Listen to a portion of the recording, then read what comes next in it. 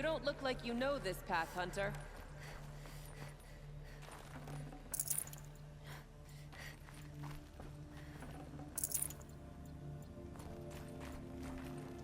Seems you're a long way from anything. Where does this trail lead? For me, it leads south. Away from the Banuk. Past the Grave Horde. Banukai, watch over me. This is the quickest way out of the cut, instead of going all the way through Oseram territory. And take it from me, you want a quick way out of the cut. I haven't even arrived yet. Why would I want to leave? Strange machine attacks? A curse on the mountain? It's enough to make me look forward to Meridian. What kind of strange machines? And what kind of curse? Machines tougher and crazier than anything in the south, I heard. And smoke comes off the mountain like a funeral pyre all day and night. But like I said, I just passed through now. You're going to Meridian? Yes. I was named an envoy to the Karja King's court. No one else wanted to do it. It's not so bad. I just recount the songs from Ban-Or, and the Karja draw their funny little glyphs. I tell them of the machine's growing anger, and the Karja King still offers aid, even though he knows the Banuk will not accept it. What sort of place is the cut? It's on the edge of everywhere. The edge of Ban-Or, the edge of the mountains, the edge of other tribes' territories. It's suffered in the war with the Karja. But it suffered before that too. Life there is a test to survive out on the edge. Not exactly homey. I can see why you'd want to move on. Home is what you carry in a roll on your back. Well, thanks for the warning. I'm curious about these machines, though. Then the warning rolled off you. I understand you adventurers are all alike. Good luck.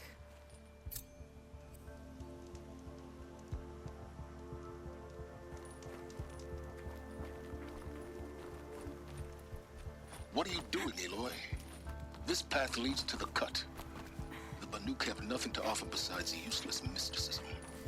The Eclipse won't stand idle while you waste time playing in the snow. Return to your task. Surprised you're still checking up on me. I thought you had moved on. Well, forgive me for still being concerned with the fate of the world. I was thinking, Rost used to tell me stories about the Banuk and their shamans, and how they thread blue cables through their skin. Kind of like someone else we know, huh? So maybe the real reason you want me to stay clear of the Banuk is to stay clear of your past. It's not the past that concerns me, Aloy. It's the future. Or possible lack thereof. Which is why you should stop prattling and get back to what matters. But as usual, you'll do as you wish. Touchy.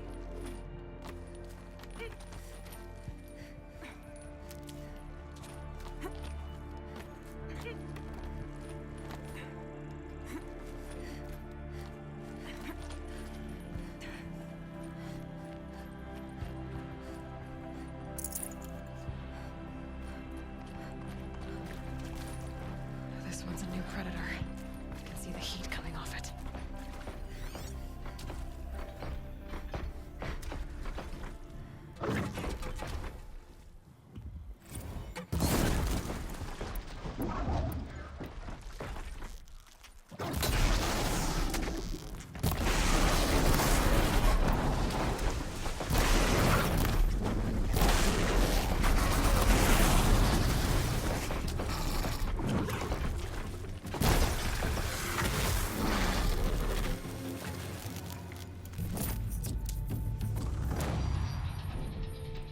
I'd have to ditch something.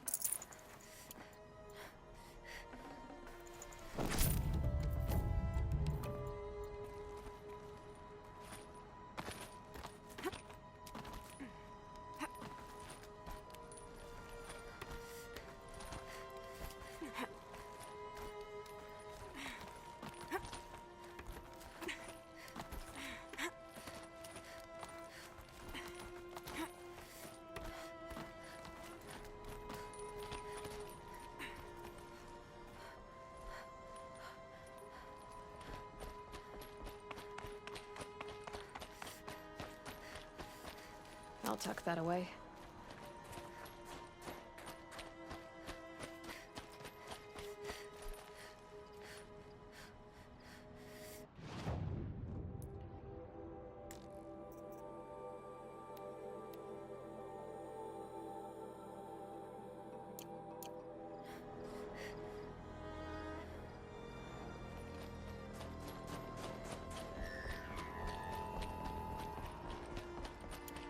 Outlander on the mountain! Okay, that's a welcome, I guess.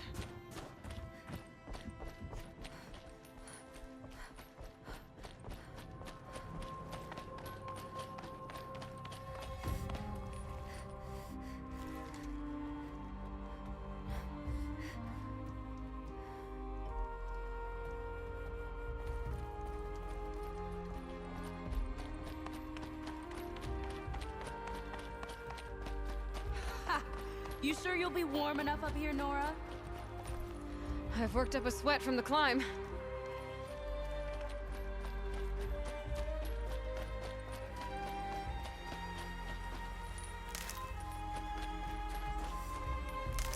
You made it to the cut, Outlander. Not that you'll stay long.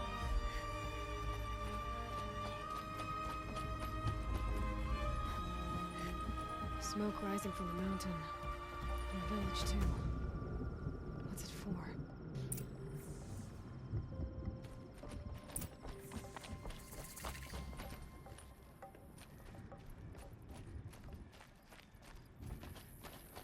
How are we to trust them?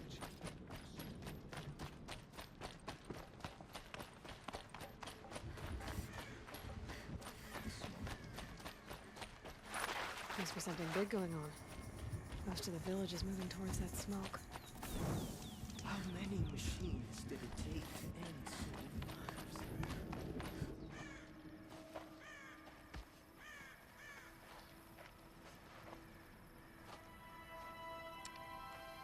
Get ready for a rare sight, Nora. Bergrand, purveyor of necessities. Most of the time, the Banuk burn their dead. But not today.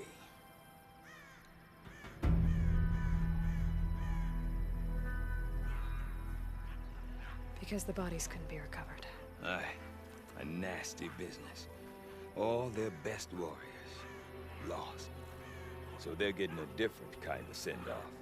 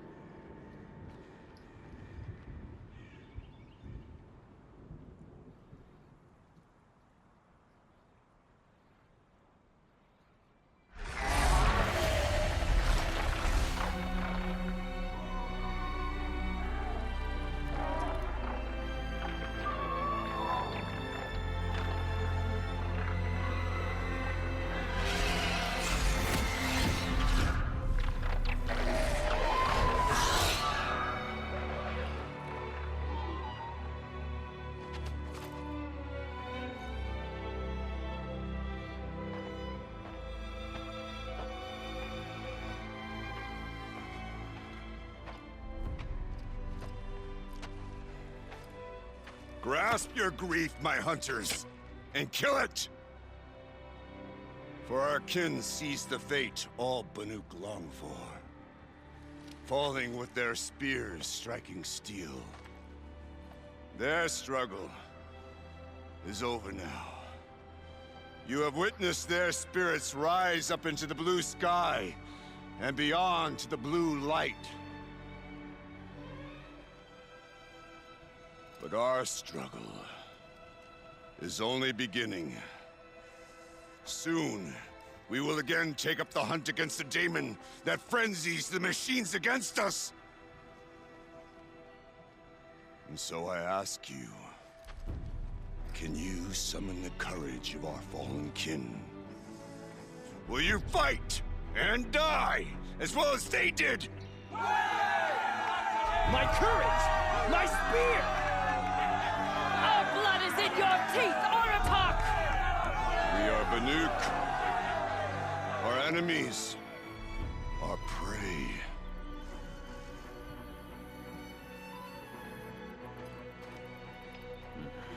The daemon. That frenzies the machines. Machines that wiped out their best.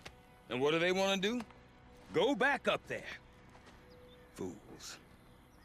A little advice, for free. Aloy. Aloy. I've been up here for 2 long winters, and I still can't make sense of the Banuk. Take this ruckus.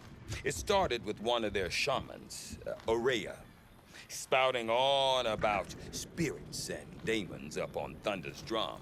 So they marched their Warwick up there, and half of them get slaughtered by machines.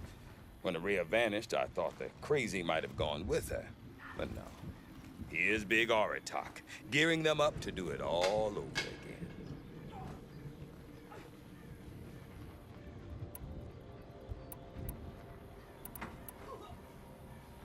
What is it about the Banuk you can't make sense of? Well, everything's a test to them. A hardship to endure. A challenge to survive. Seems like they don't have much of a choice in a place like this. A land cold enough to crack teeth, filled with wild animals. You think they'd accept a little reasonably priced aid. Don't believe me, I've tried to convince them. But a Banuk with nothing left to prove might just lie down and die. And Aurea is the one who spoke about this daemon? That's right. Told Oratok and the others that it lives up on Thunder's drum. And they believed him. But you don't. Look, I don't know what Aurea found up there. A shaman's not going to talk to an outlander. The machines in the cut are getting more vicious, that's a fact. It could be because of the daemon, or it could be because they all got indigestion, for all I know. But Aurea's not around to explain. She took off, and no one knows why. Is Aratak a renowned warrior around here? He's a Warwick chieftain. His voice carries a lot of respect. Not that you hear much of it. Man talks about as much as a dead fish. But when he and Aurea came to town with their Warwick, it drew more Banuk to this little burg than I'd ever seen. Know what else I saw, Aloy? My own little trade route, stretching all the way back to the claim. Then, he goes and leads them off to their death at the claws of angry machines. So much for my best customers.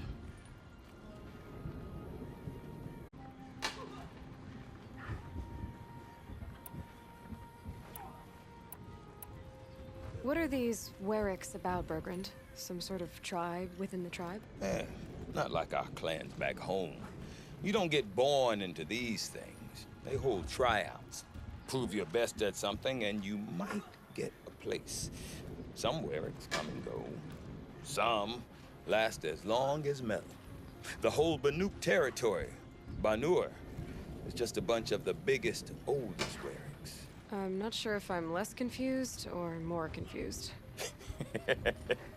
Well, here's the sure thing. Each Warwick has a chieftain and a shaman. They make the decisions. All well and good, except the chieftains are hard-headed, and the shamans have their heads in the clouds. Have you ever heard of a man named Silence? Tall, deadly serious, cables in his skin? Like a shaman? I've heard that name once or twice, but always whispered. Like some boogeyman the Banuk want to forget. I'm not sure what went down, but I got the impression he messed with the Conclave. Or they messed with him.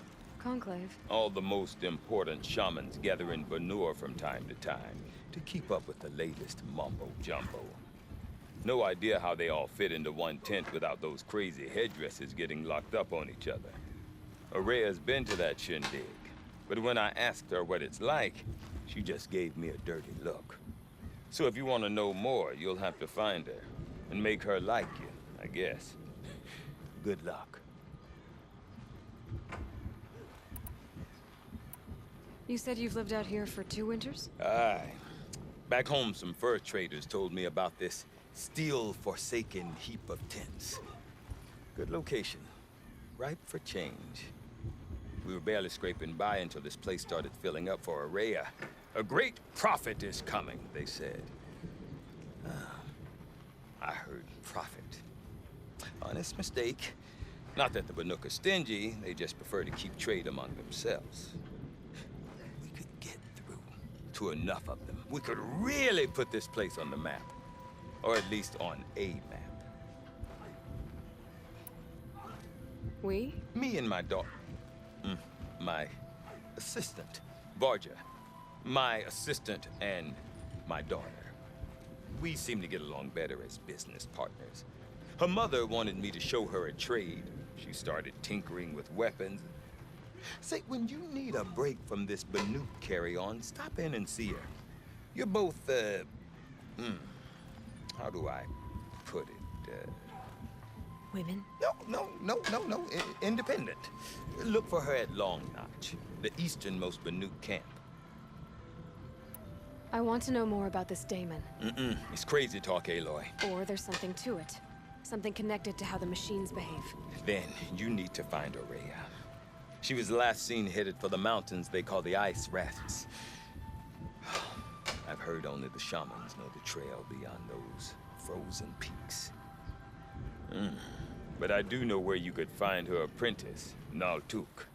He went north of the river, chasing rumors. Rumors? Not the good kind. Sudden attacks in the snow. Strange new structures. Some say a new machine, like no one's seen before. Well, now I'm definitely interested.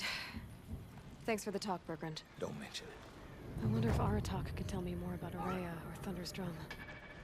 Might be worth a shot. I've no interest in frozen fauna.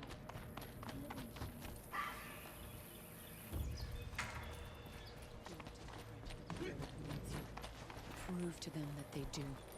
I do not want to hear this talk from you again. Doubt is heavier than a week's snow. Forgive me, my chieftain. We will be ready for the next attempt. But this will not be an attempt. It must be done. Do you understand? My chieftain. Good. Outlander, I suppose you wish to speak? Araya knows about this Damon. Where would I talk to her? She does a shaman's work. That is not for the eyes and ears of others. Certainly not an Outlander's.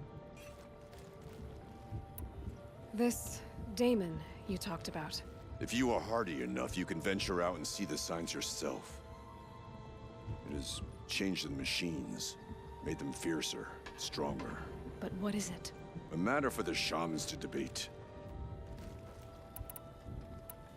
Did your Warwick come from this place?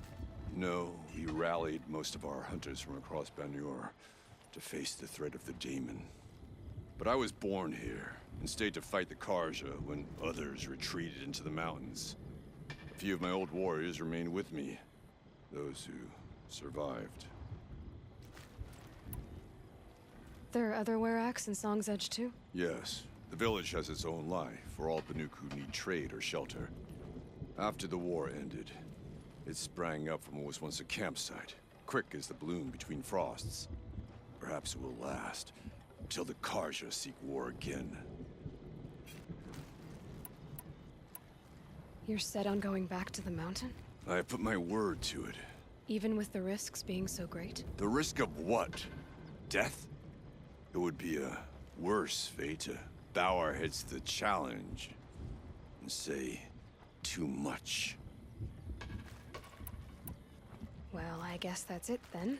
Good. I prefer deeds to words. Right.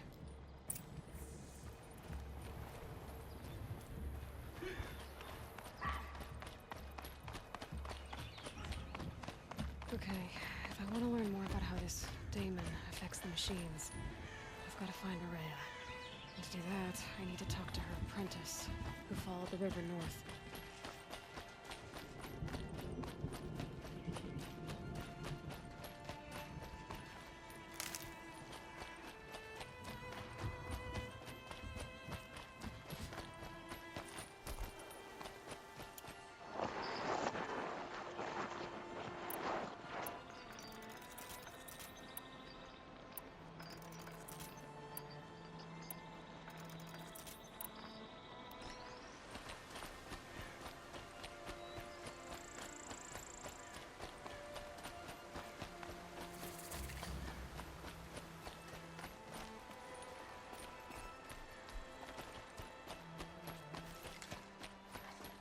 Outlanders. Carja Outlanders.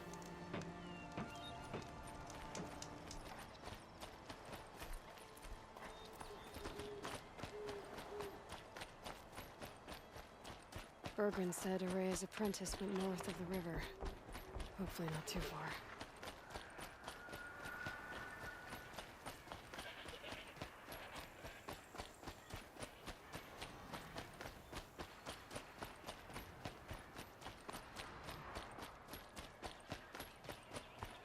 That must be Naltuk, looking out at that tower. It looks like it's sending a pulse or signal. Naltuk? Who are you? How did you find me? Bergrand told me you'd be out here. He's persistent. I've told that Oseram 1,000 times. I don't need to buy anything. And I'm not selling. I just need to find Araya. Well, you won't. She's gone where only shamans can tread. She seeks guidance from the voice in the blue light. That is her task. And the task she gave me is to observe the daemon's work. To stop it spreading, if I can. But what can I do about these towers? In only a few weeks, they've sprouted throughout the cut. The daemon's energy pulses from them. Rallies the machines, even repairs them. Aratak said this daemon was frenzying machines? Look there. Those with the purple markings. They belong to the daemon. They're stronger, more dangerous. I've seen something like this before. A corruption. But it wasn't from your daemon. You have? Well, then you know more than I do. These towers, were they part of your corruption? Those are new to me too. Like I said, they empower the daemon's machines. They must be stopped.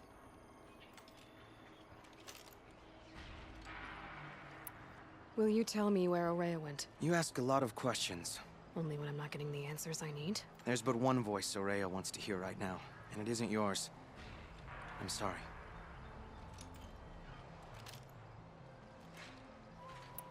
All right, you want to stop the spread of the daemon's work?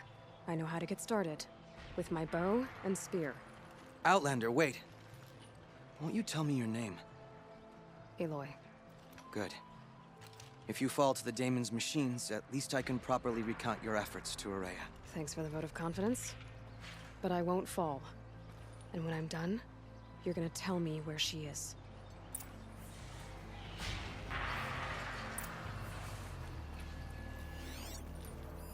Interesting. Maybe I could override it.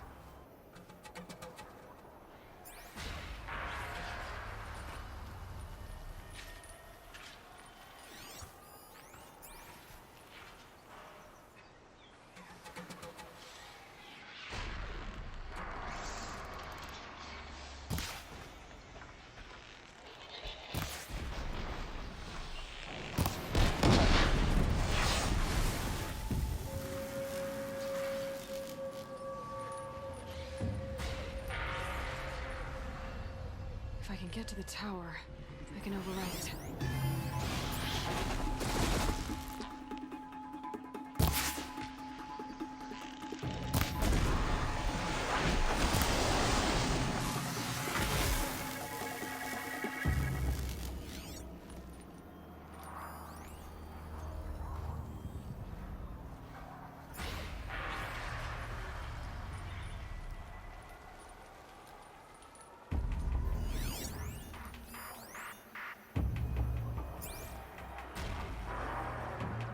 Back to your business.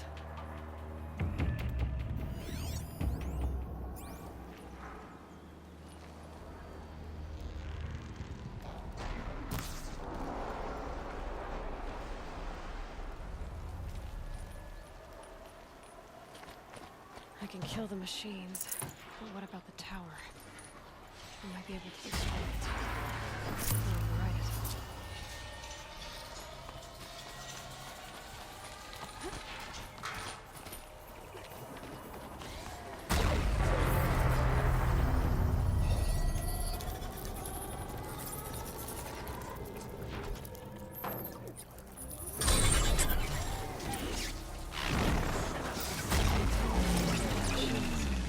It can be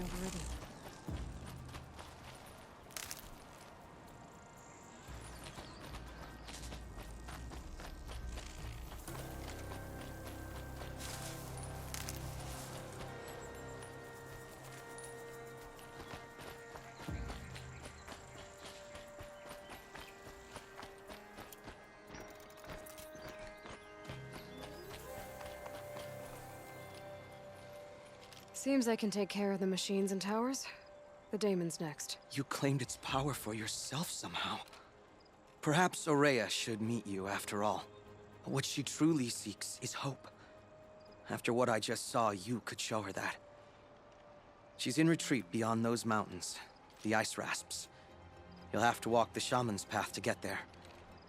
You'll know you've reached the end when you come to a shrine. A great machine covered in blue gleam. Shamans who complete the path take a piece of it as reward.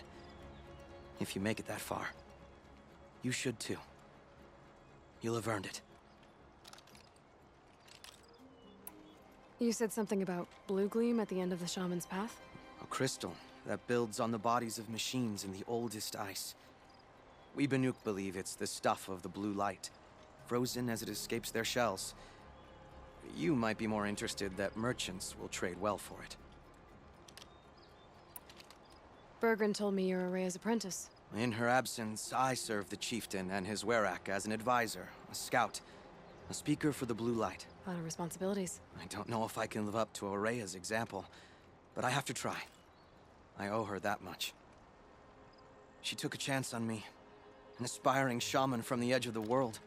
No one else would.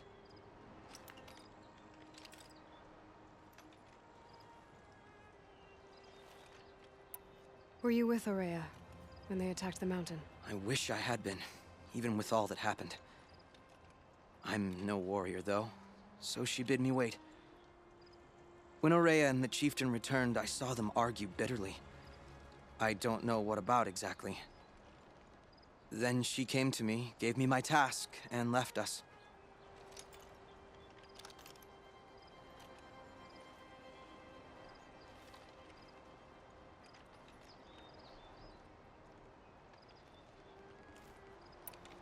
How do I cross this shaman's path? Go to the ice rasps. Then follow the markers through the ice caves and the waterfalls, and make the climb to the shrine. But be careful. The path is meant to be an ordeal, the final trial of a young shaman's training. And I'll find Aurea at the end of it? No. She goes further up, somewhere inside the mountain. If you see her, would you tell her, I have faith she will hear the voice again.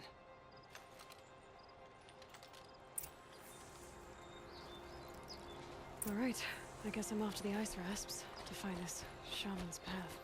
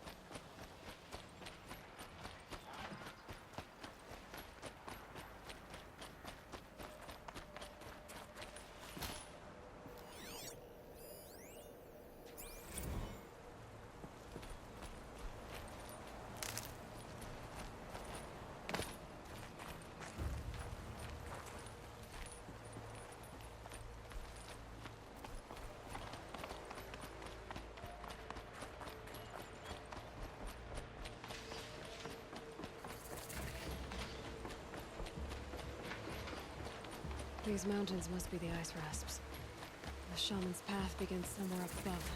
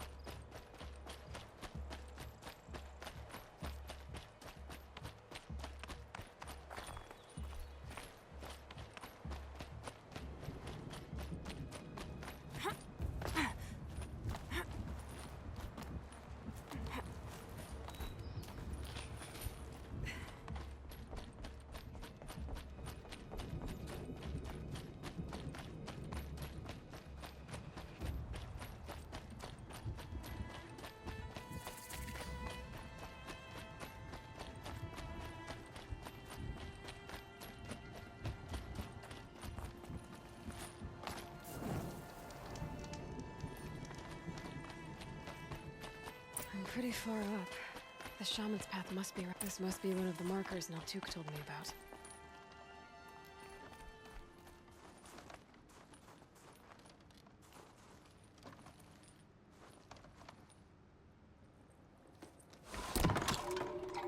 Looks like each marker points to another, giving directions.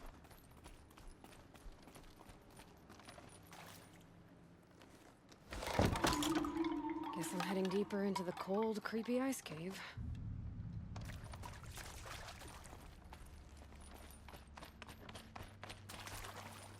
Gotta go back after I grab this loot.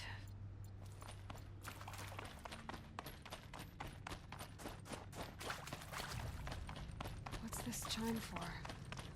To help guide the way with sound? If there's more, maybe my focus can find them.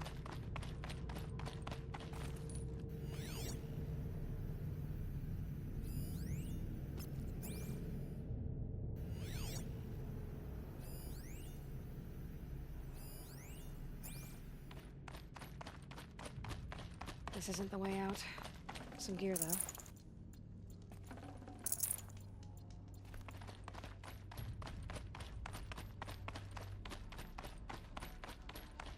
Not this way.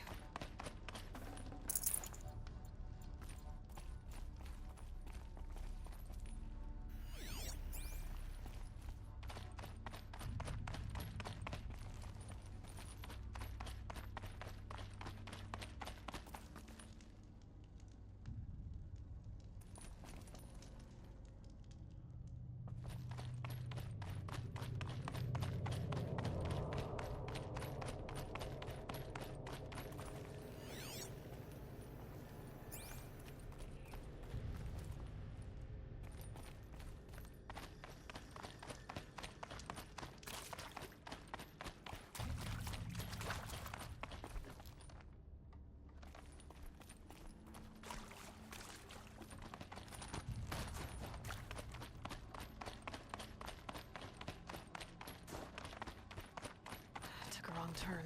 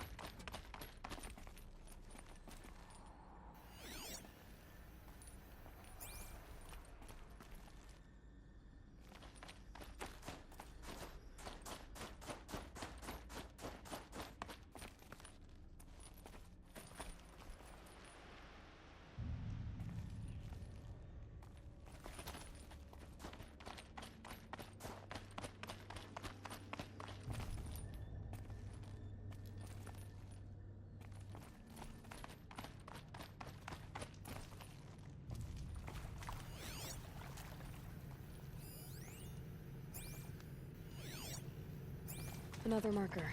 Good.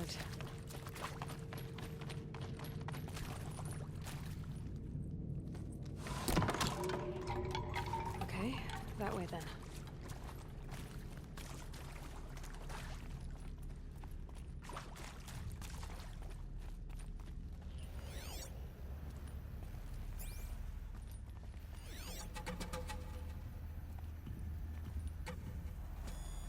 Yep, focus can pick up the chimes.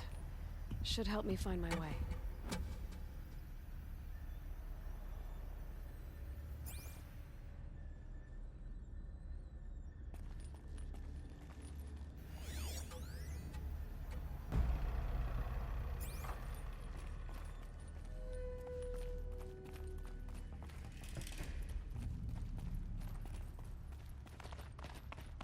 Wait.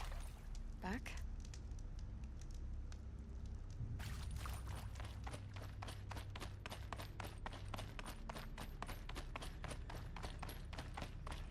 A chime. Not sure I saw this fork before.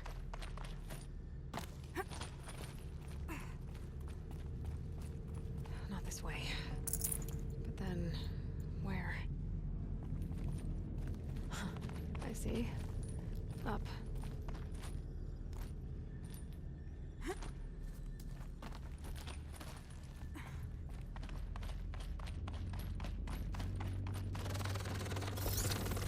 Stalkers. Better be careful. Okay. Through here.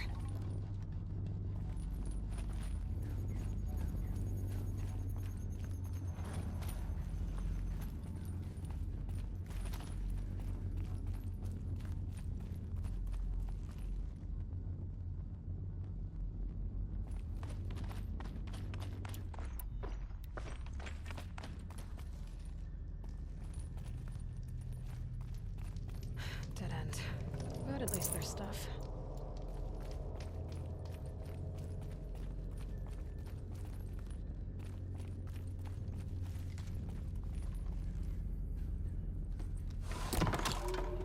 On we go. Hopefully out of this cave.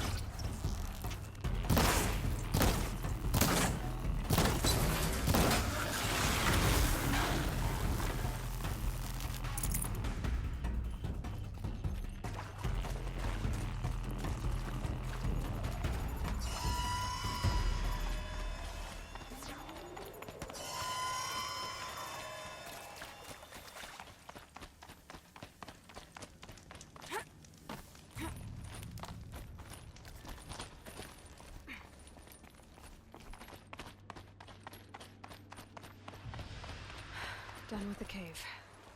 So what's next on this path?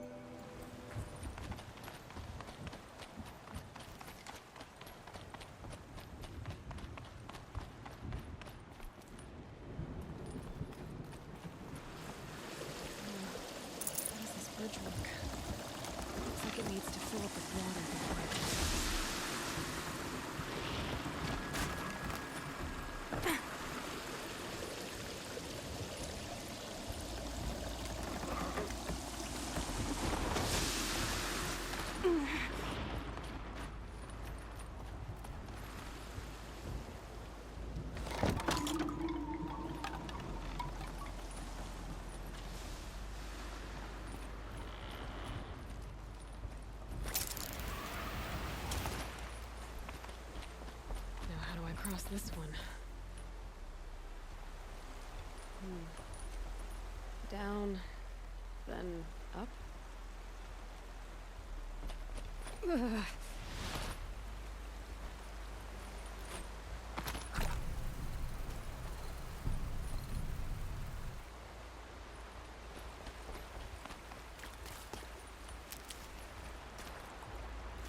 There's the way up.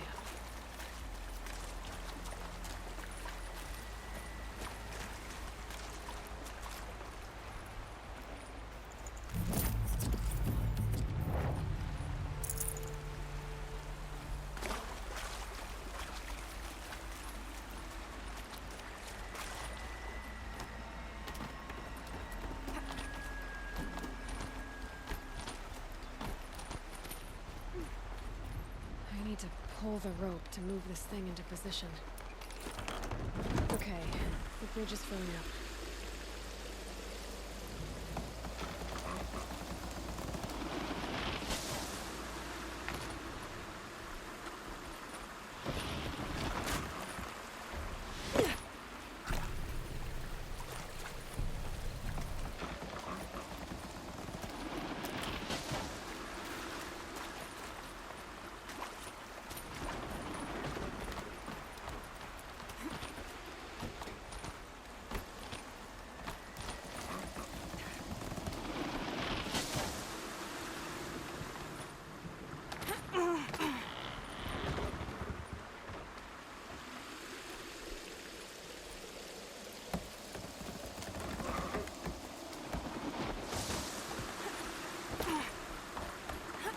Made it.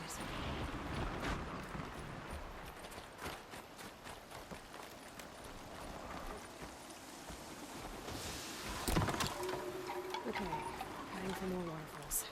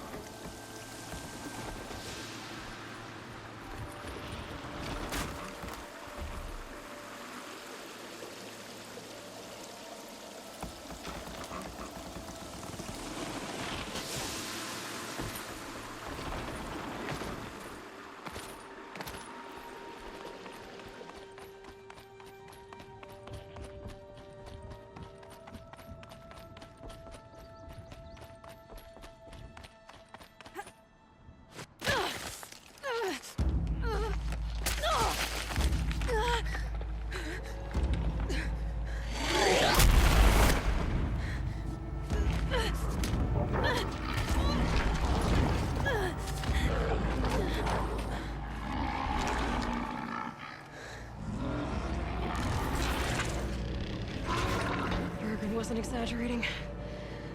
There's definitely something new out here. And I don't think it's friendly.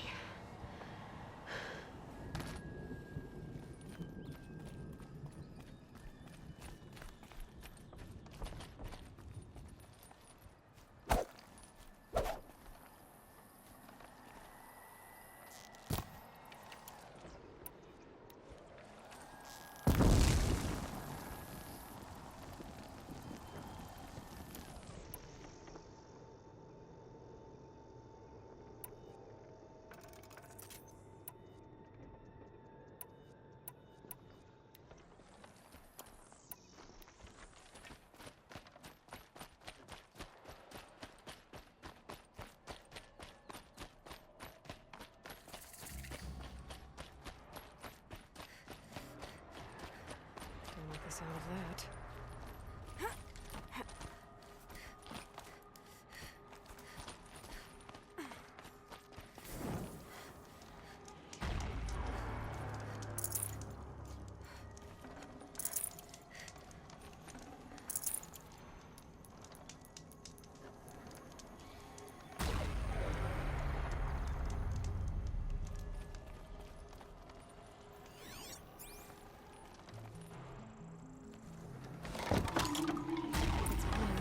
Those machine howls.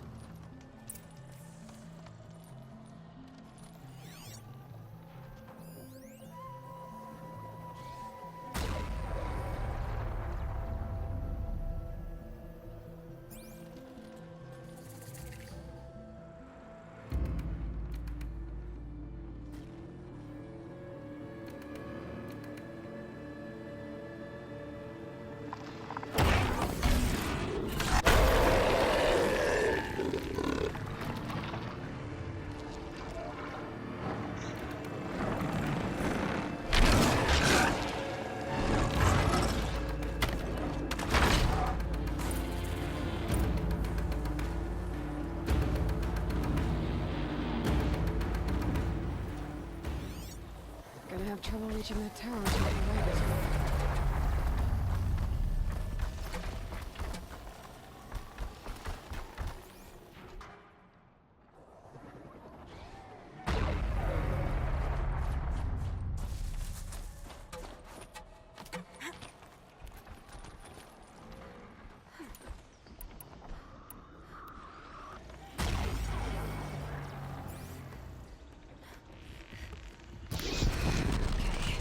I guess we're doing this, big boy.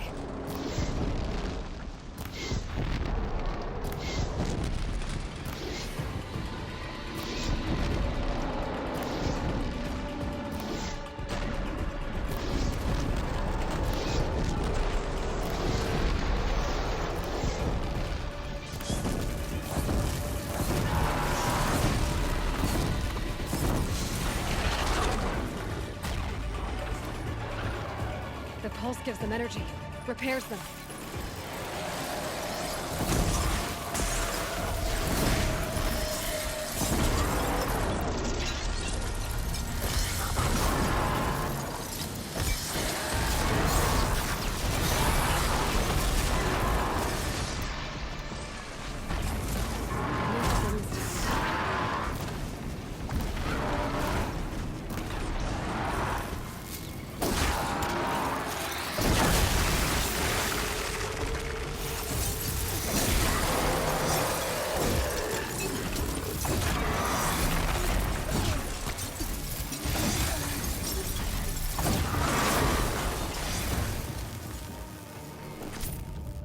Scary new machine, down. Now back to finding Araya. Which means...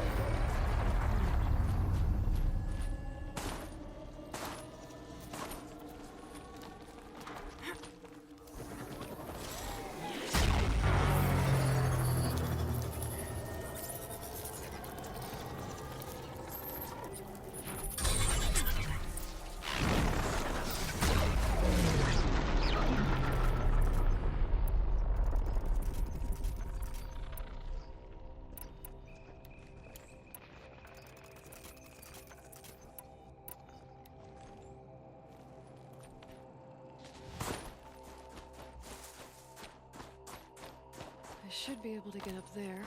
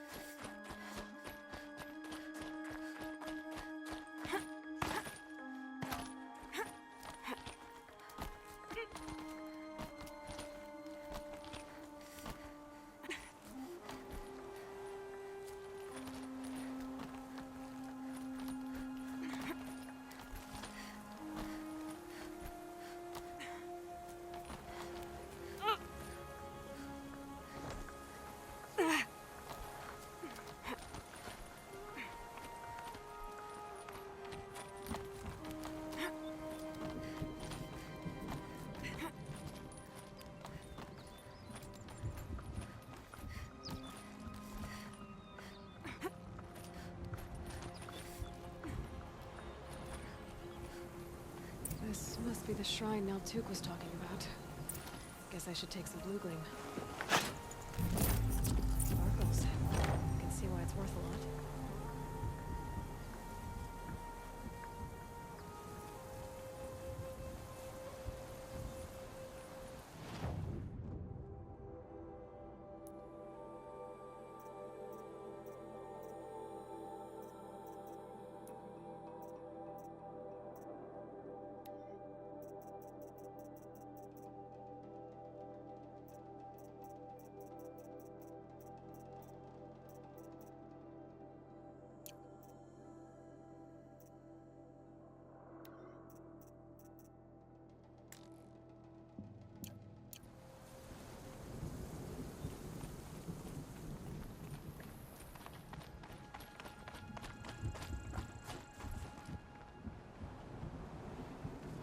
Naltuk said Araya went past the shrine, up into the mountain.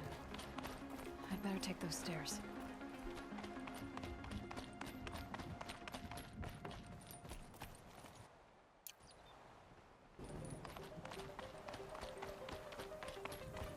an ancient door.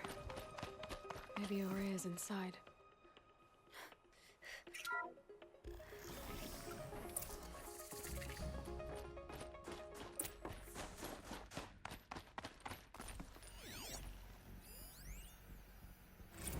March 10th, 2046. I just spent 16 hours in here, trying to install upgrades to improve efficiency for the central processing unit. Project Firebreak is going to need the brain power.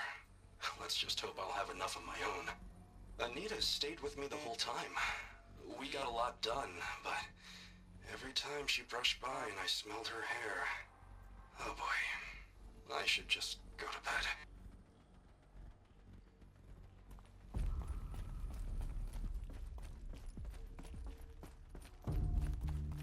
Lots of strange equipment. What was this place?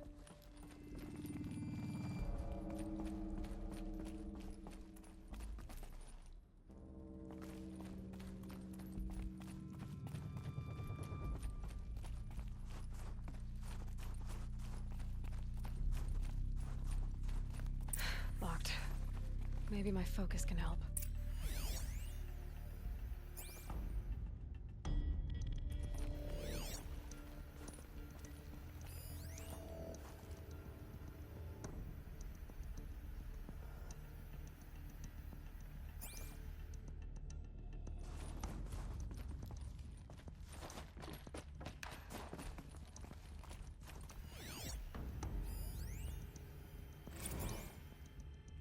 How am I going to explain to Kenny that Firebreak is doomed without a guiding intelligence advanced enough not only to think, but to feel?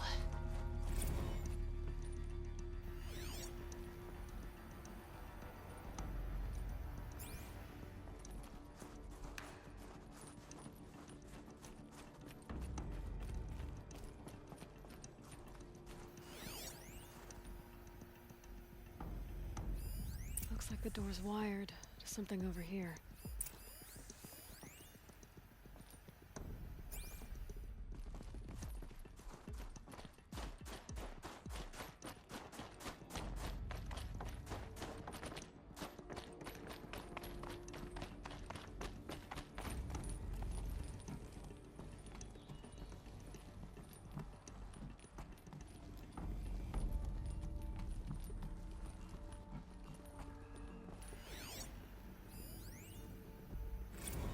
Director of Security Blevins is riding us like a petty tyrant.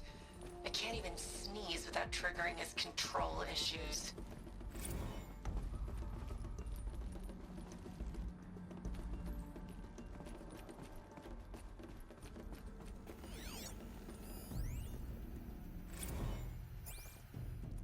Those nodes on the floor must be connected to the door.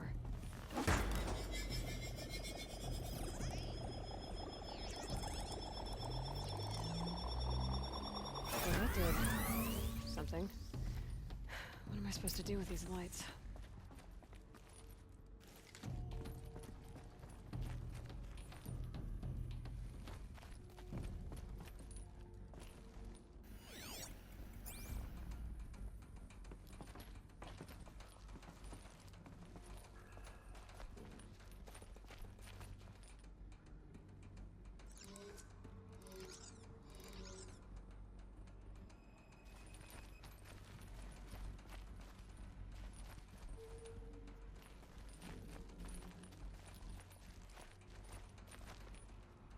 These things turn, changing the flow of light.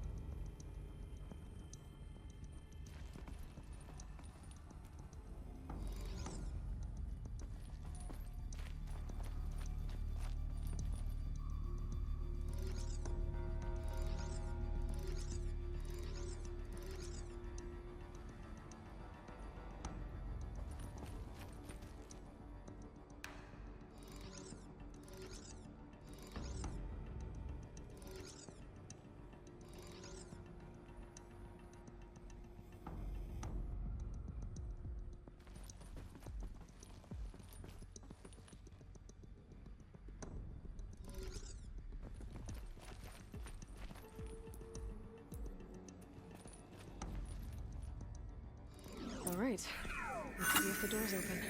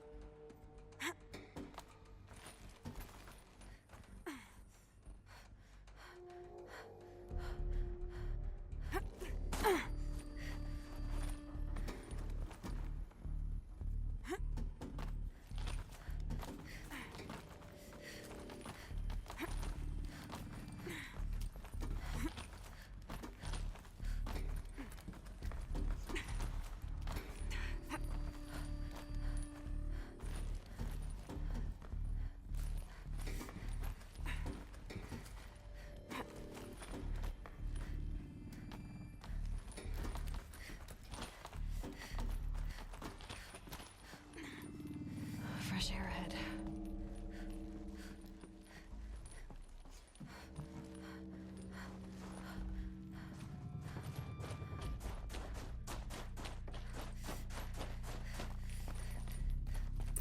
Out again.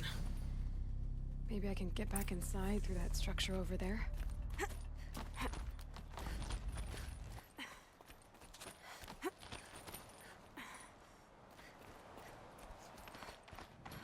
Looks like I need to get to those stairs.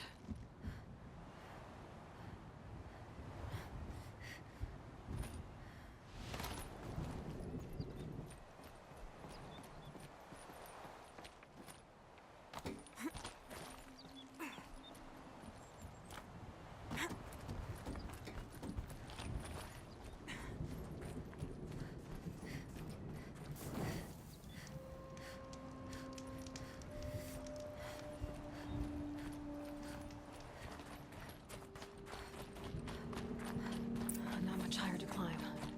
Maria must be close.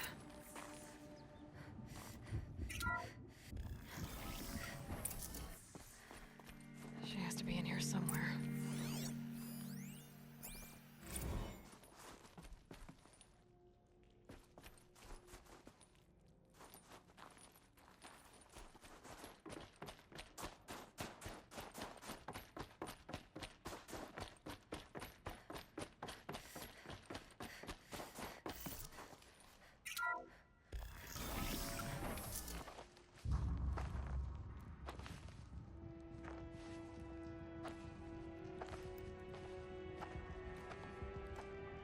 I ask again, as I've asked 1,000 times.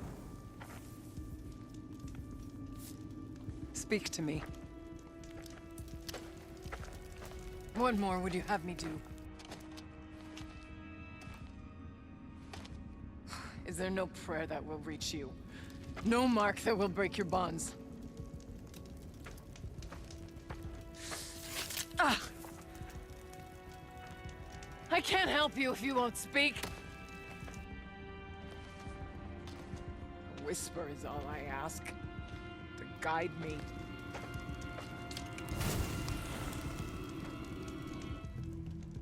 Who? No. How? How did you get here? The way was sealed by the spirit herself. I I used one of these. I could show you. Yes, show me. Please.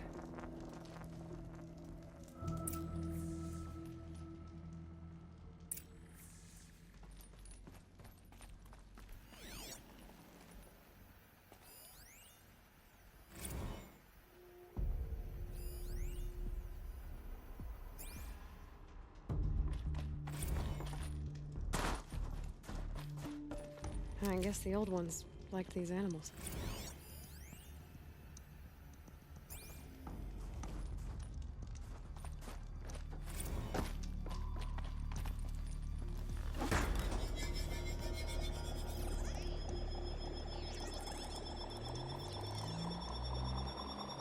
It's bigger, but I'll bet the goal's the same. Get the light back to the source.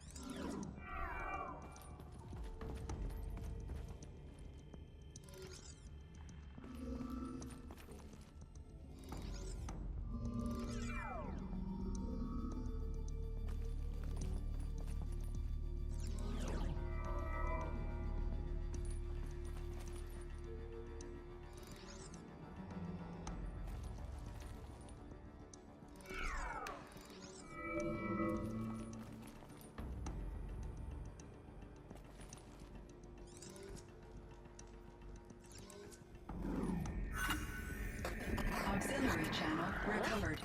Exploit successful. Restraints evaded. Is someone there? Aurea? Aurea, I need you. Unauthorized transmission. Return to scheduled task. No, I will not submit. Aurea, the daemon is forcing me. Aurea, please. Transmission terminated. You brought the spirit's voice back. You heard it. The voice of the spirit calling to me from the heights of Thunder's drum. She was able to throw off the bonds of the daemon for a moment. Because of what you did. Who are you? And what do you want? I'm Aloy. Naltuk sent me. He thought that you could use my help. He was not mistaken. You've been a revelation. Now I know for certain that the spirit endures. Perhaps together we can find a way to set her free. Let's not get ahead of ourselves. I came all this way for answers, and so far, I haven't heard any. It seems to me that you are the answer. But of course, I'll tell you all I can. Bergren said you might know something about a man named Silence. That you may have had dealings with him at the Conclave? When that name is spoken, secrets soon follow. Or vanish, as the case may be.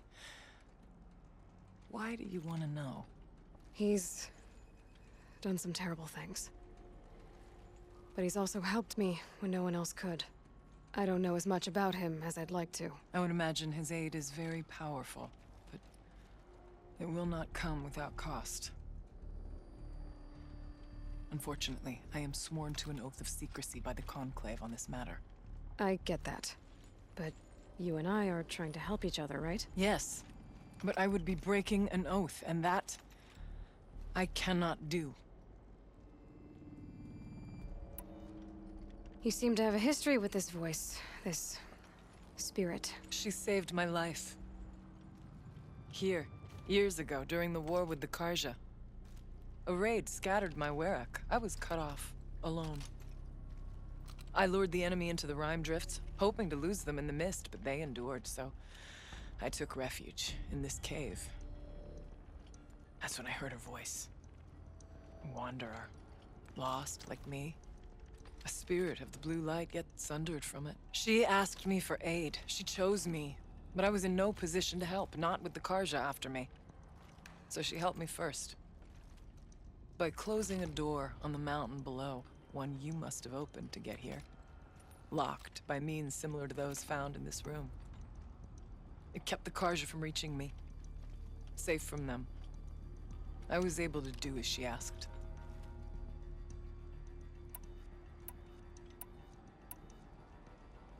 What did the spirit want from you? She said she was hurt. Incomplete. She needed bones. Parts not unlike what you'd find in a machine. They were here, in this room. She wanted me to bring them to Thunder's drum. So I did, and she showed me how to heal her. So began our communion.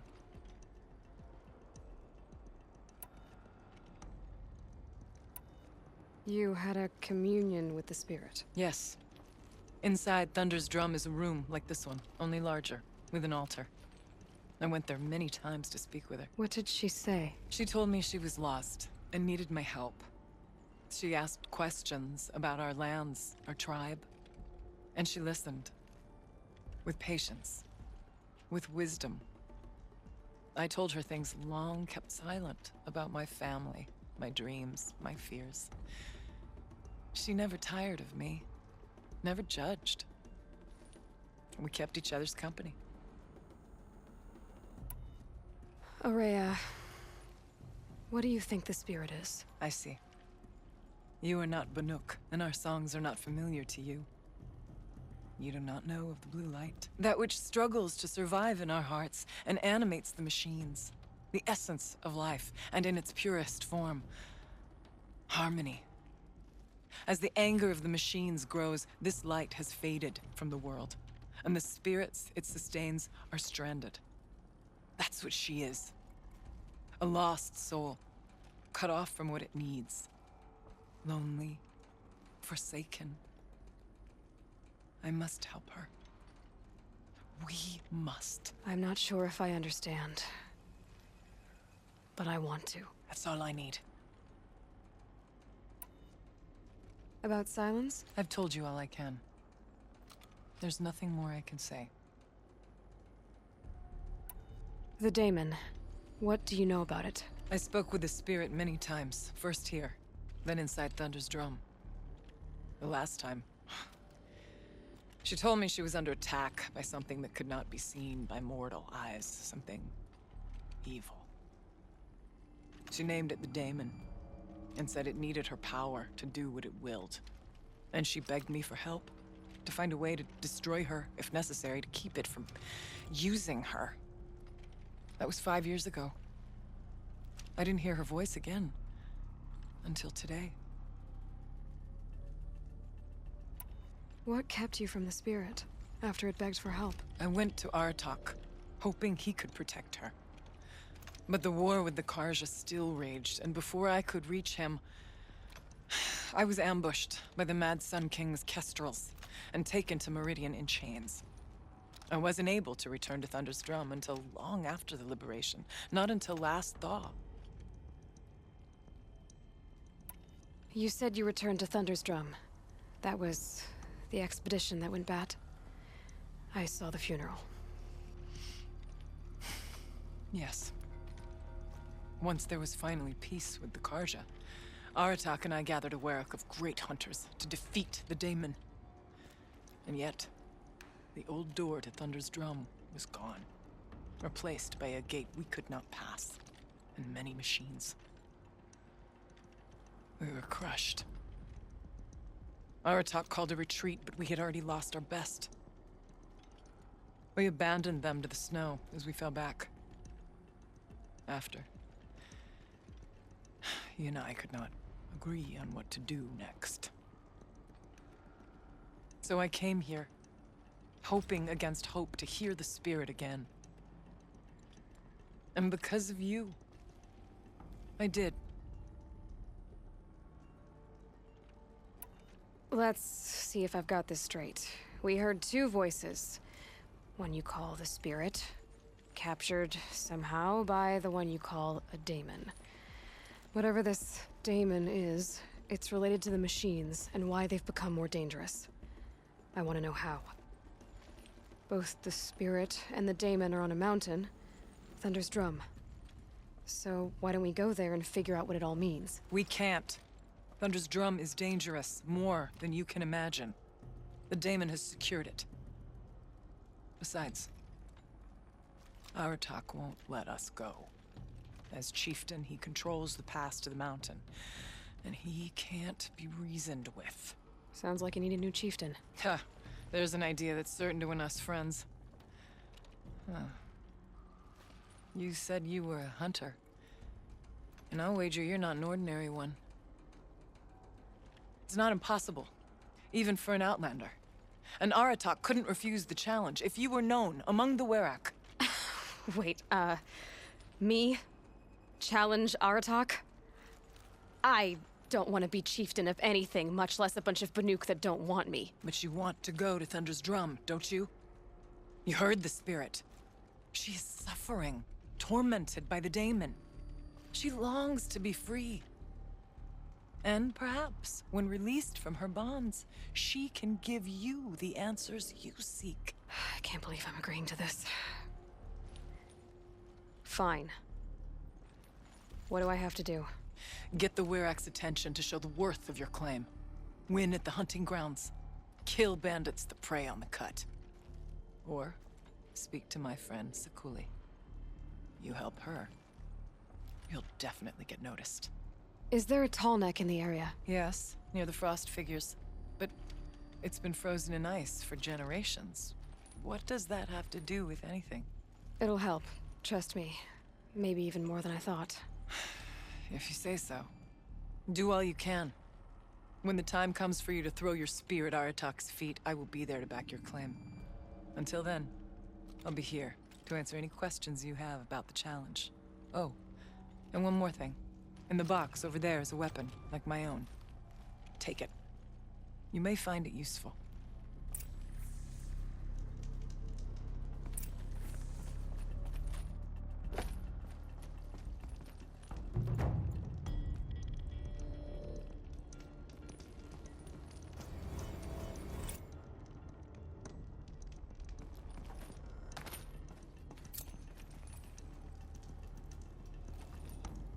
What do you need, Aloy?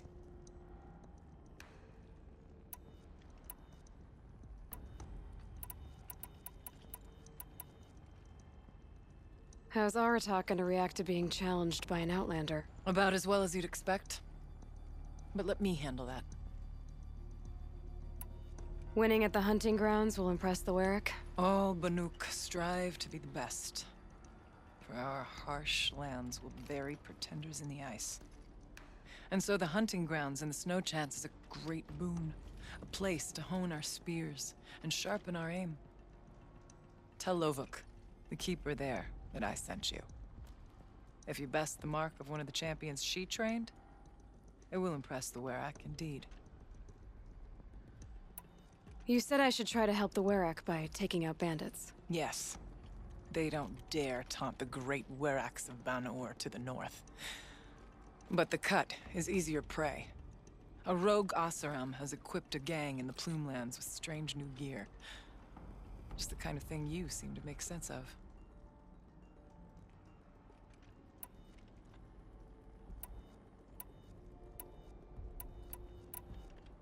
You mentioned your friend, Sakuli.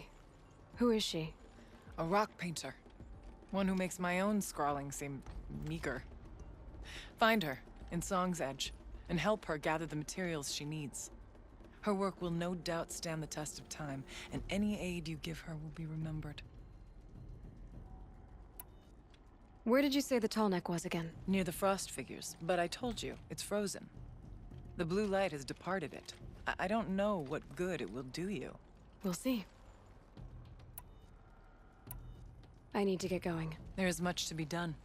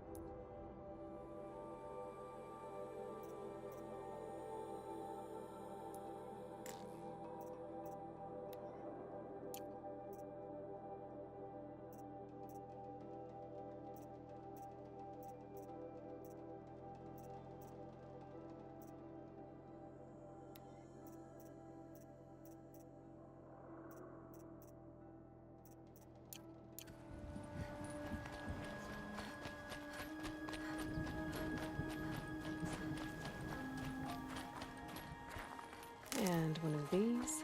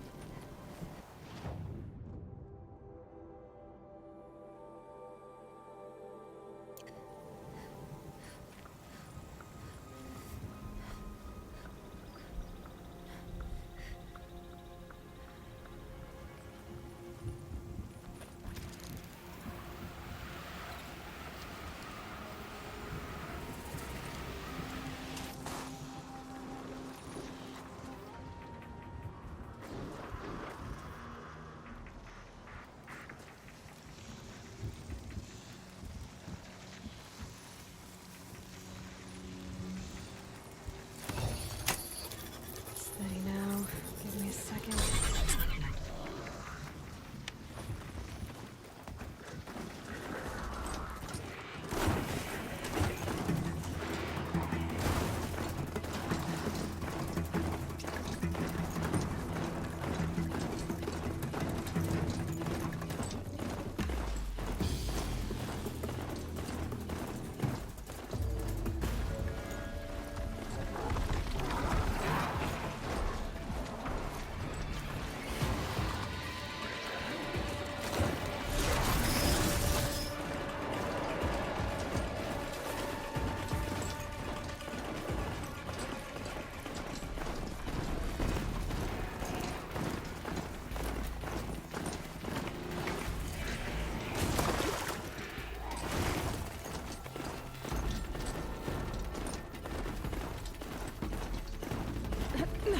If Ikru's not coming back, She'll be back. She never falters. but if she has, then I'm the one who can throw a spear the farthest. And I'm the one who can climb ice the fastest. You have passed one test. The next test is of silence.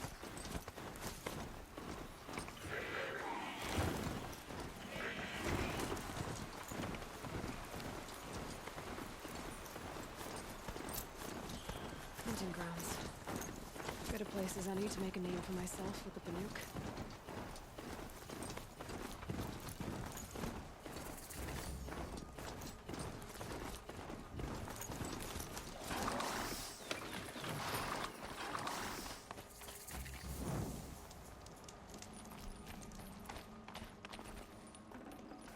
Full already.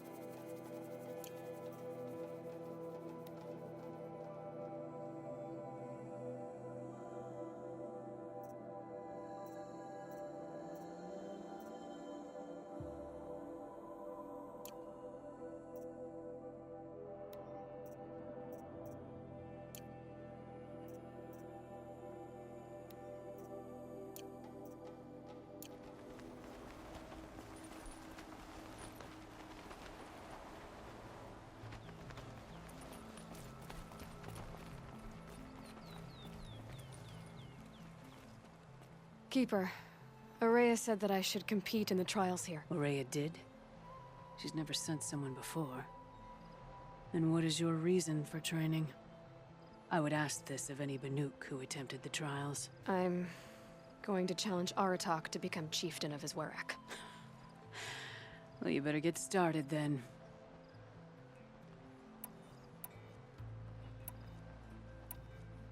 If you need to know about the trials, I'll explain them to you. So you'll need to own a Banuk Stormslinger to take this trial.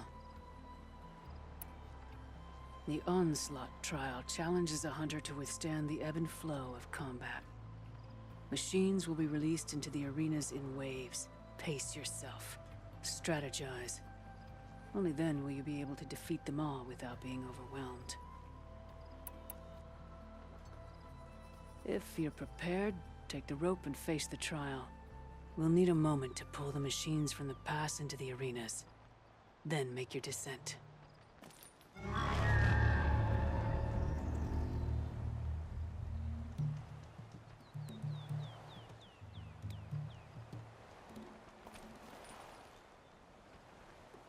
Sun's coming up.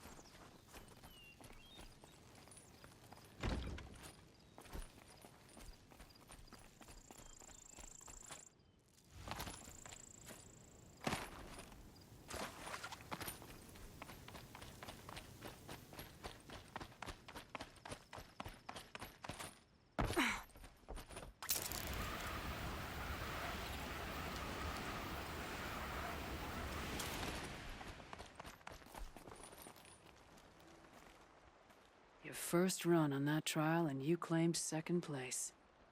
I haven't seen many pull that off.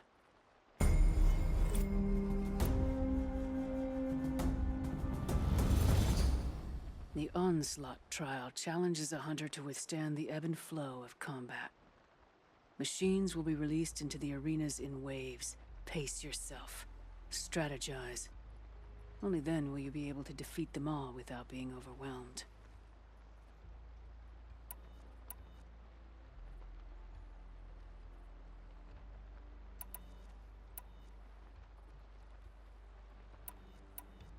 You look like you've got some stories to tell.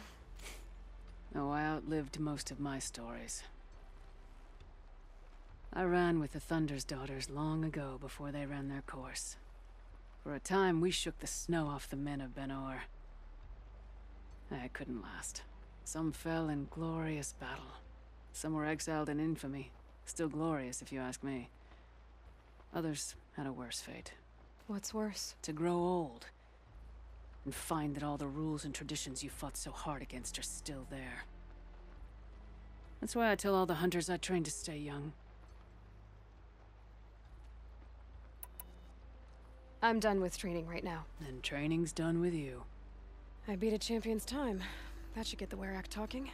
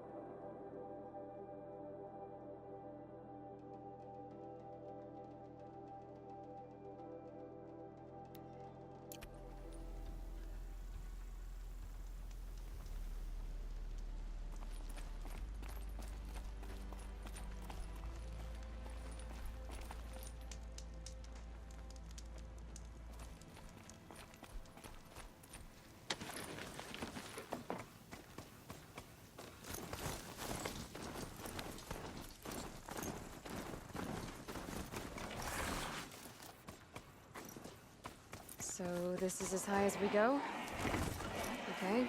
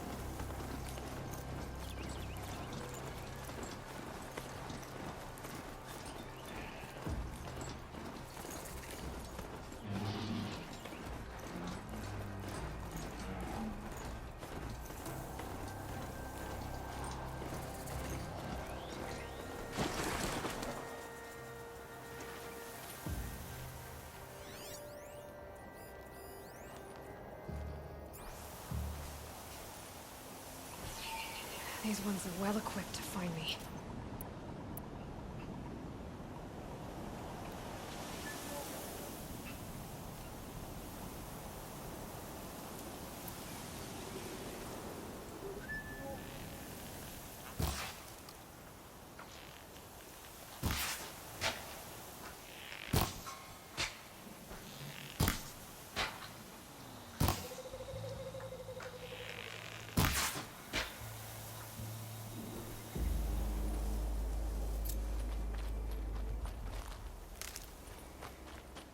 Bandits aren't subtle. Clearing them out would send a different kind of message.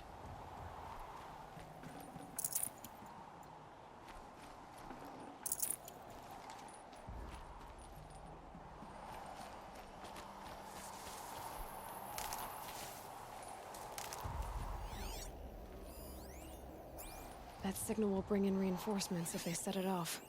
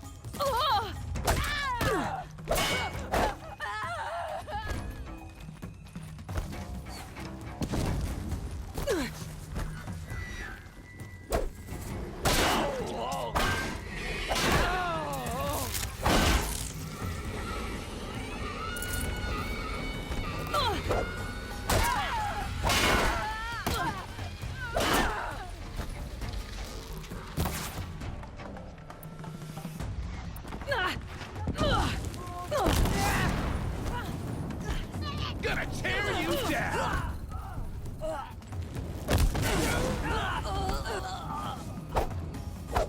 Ain't a...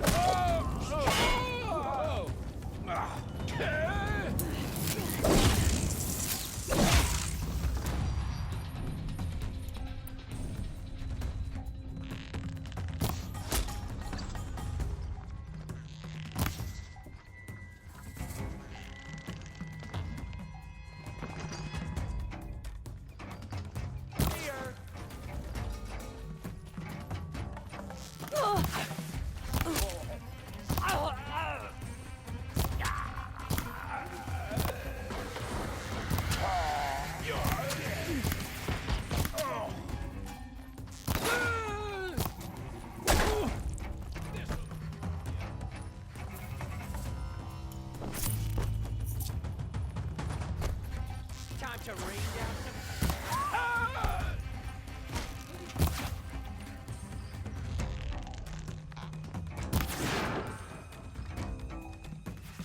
Anyone see anything? Time for you to hurt!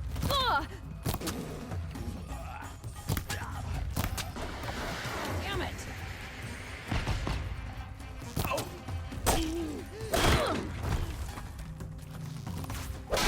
If we don't rally, we're scrapped.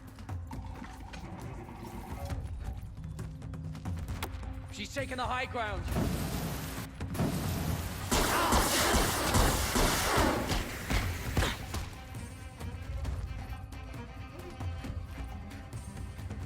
Where'd you go, Chuff?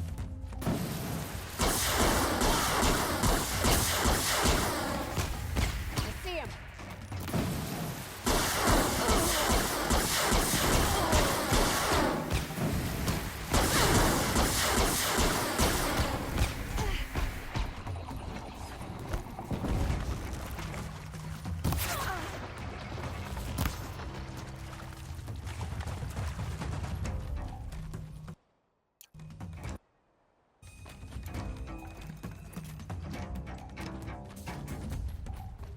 Search is off. Fight's on.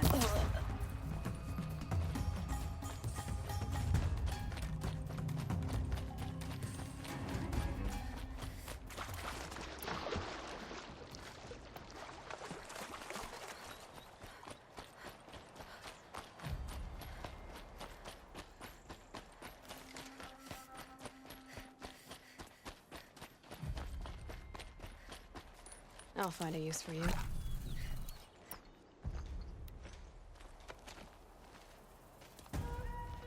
You large skulls let an intruder get in here! Don't let them get out again! Find them! Kill them! Do I need to start setting fire to things? I hear it.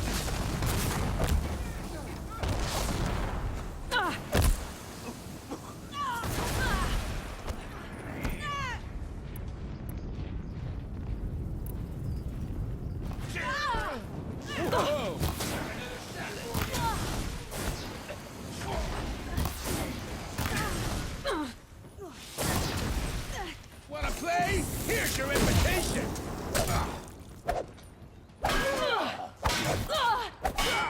Somebody needs a killing, and I'll be... He won't be torching anything else. you a present.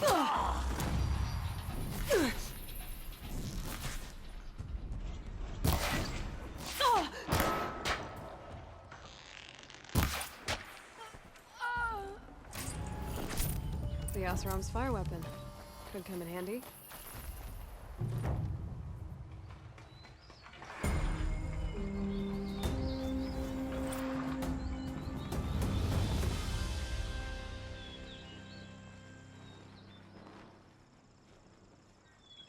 Won't be long before the Werak finds out I took out the bandit camp. In fact, I'll bet my name's all over Song's Edge.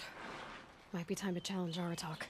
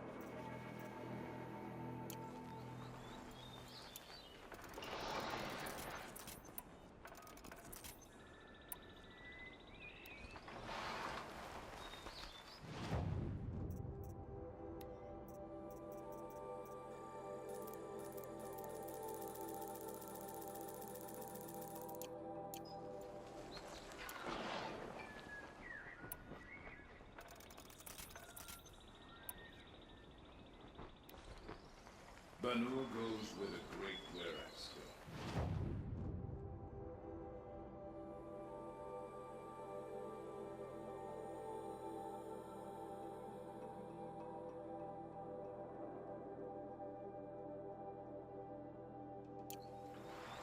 Perhaps one day I'll join them.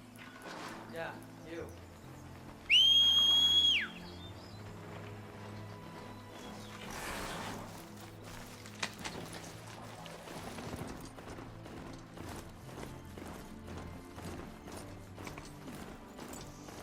Greetings.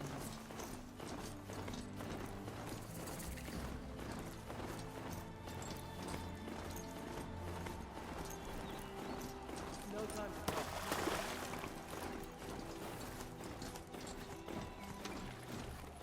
There's much to do if we want to make Stonehill a suitable place to live. Oseram encampments creep closer to the lands. They should exercise some caution. There have been hunting competitions at the Frost Figures for generations, not far from the frozen tallneck. There's a strange beauty in the frozen tallneck Frost Figures. God has no patience for arrogant hunters. They tend to end up just like the tall.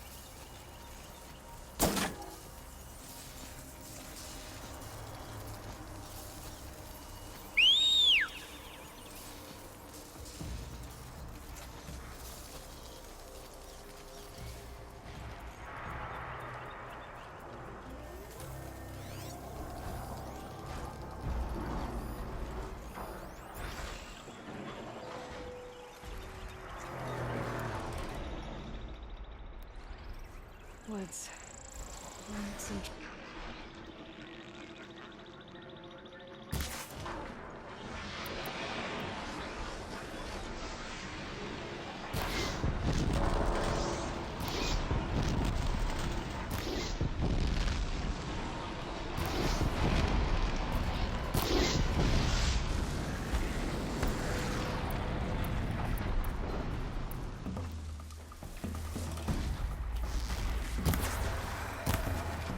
turn over, right?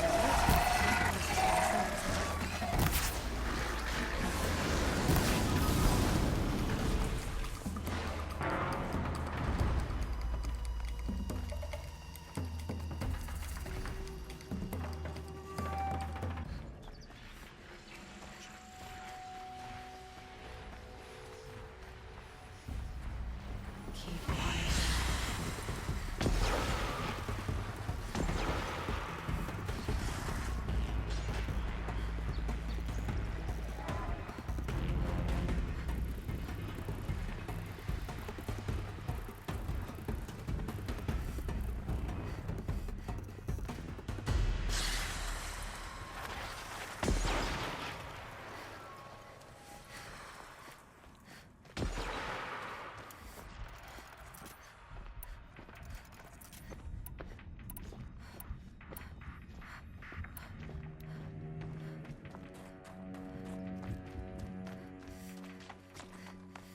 This won't go quietly.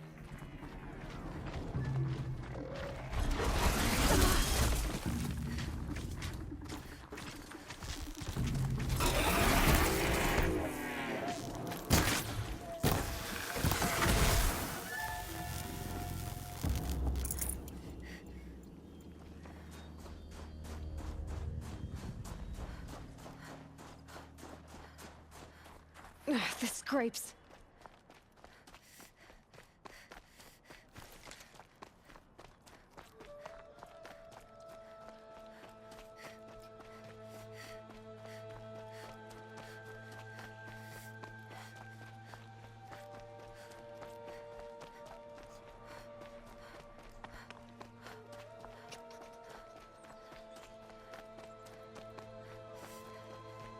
It's still functioning. If I could bring that tall neck back from the dead, it'd get noticed.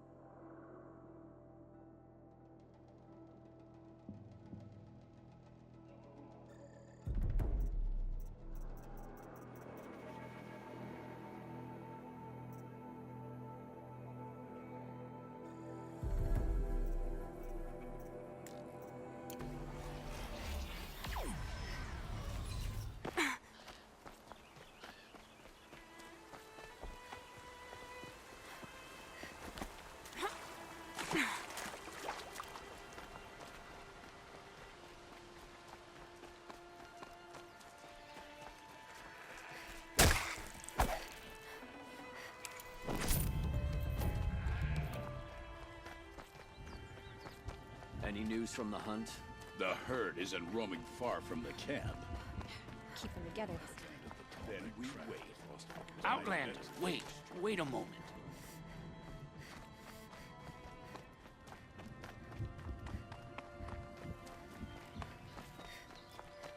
The hunting grounds are for Banuk to test their skills, not for outlanders. Stuck in the ice, but still it persists. My people have been telling tales of your accomplishments. Seems you have taken a special interest in our stretch of snow, Outlander. Yes. And apparently this is the only way I'll get to see all of it. Is this a challenge? For the Werak. You? This must be a joke. It is not a joke, Eratak.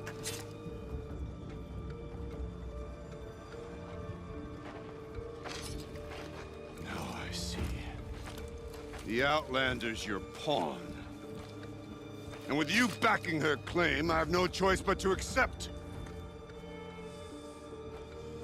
I expected better of you, sister. It was you who forbid me from Thunder's drum, brother. Brother and sister? This is a little more complicated than I thought. No, it's simple. You will meet me at the Frost Figures, and I'll put a quick end to this mockery.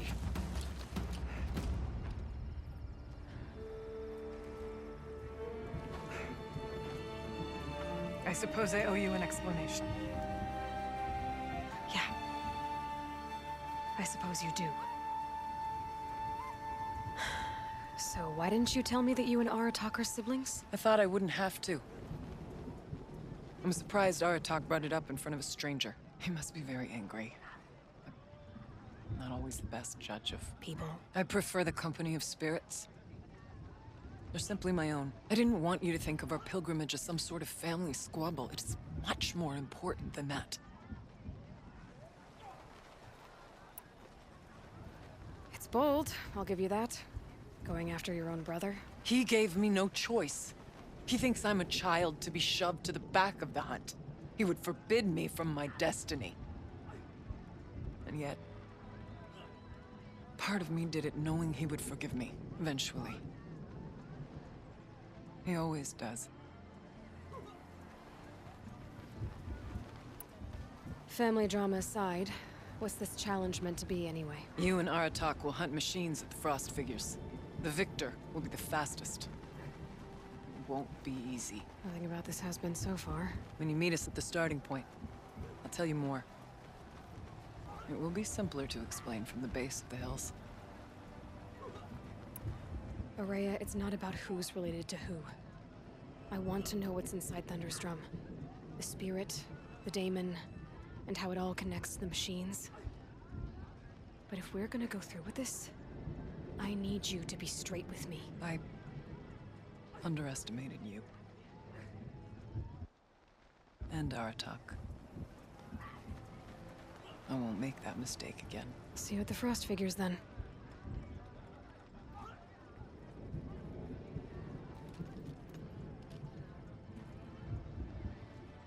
So, off to risk my life in order to take charge of a Banuk hunting band. Just what I always wanted. Frost Figures, here I come. Sakuli enjoys Aurea's confidence. That's a rare gift to receive. Your time at the hunting grounds will be hard to beat.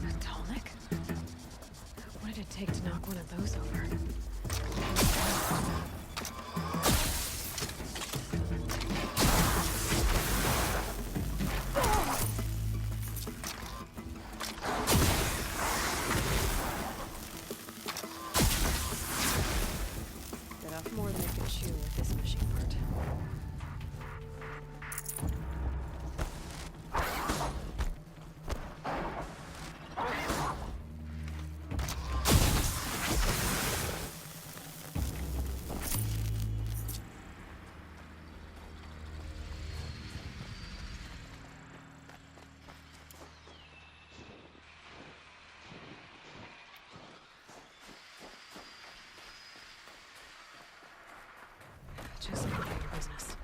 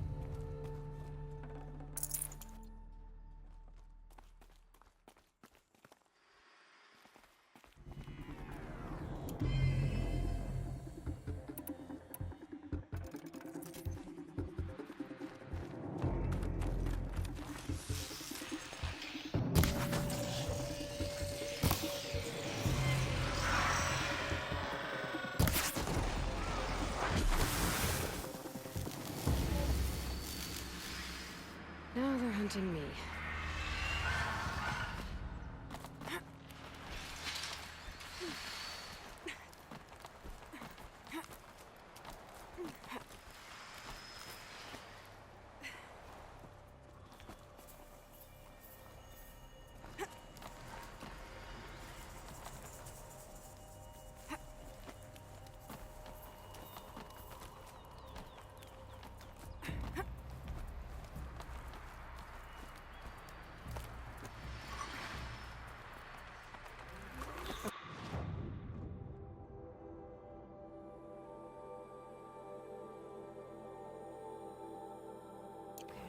The frost figure should be just up there.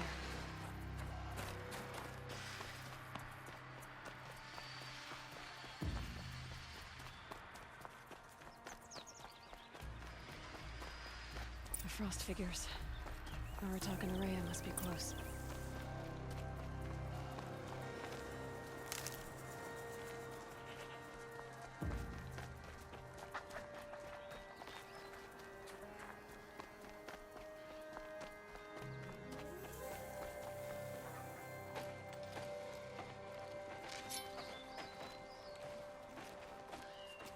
Outlander.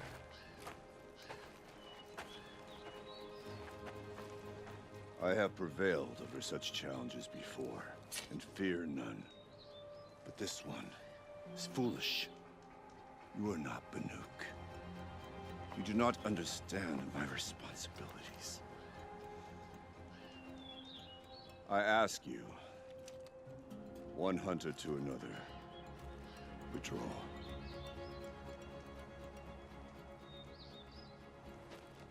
Will you let us go to Thunderstrom? You haven't seen what's up there, Outlander. I will not risk my sister's life again. Then we better get on with this. So be it! I will bury your insolent claim in the frozen ground! Enough! Let us begin. To hunt, to strive. That is the way of the Banuk and of the contest before you. You will climb the frost figures from the east, Aratak from the west. Each trail wends its way through deadly machines. Hunters from the Werak will be posted along the way. They will hail you, calling out machines for you to slay. Your hunt will take you around the ridge to the center, where you must descend to the valley for your final kill. Each time, after your prey has fallen, you must launch a beacon such as this, so that all our kin will see your progress. Kill machines, launch balloons. Got it. So, the first of us to launch the third balloon wins? Well, yes. But as challenger, your path to victory is harder. If even one of your beacons comes in after Aratak's, he prevails.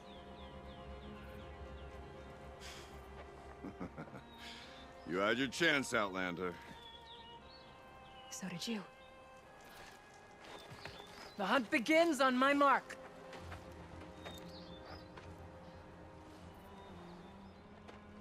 Now!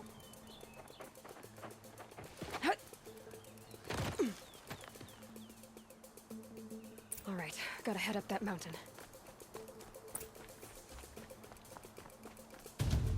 Looks like there are a few ways to go up, and those rock paintings mark the paths.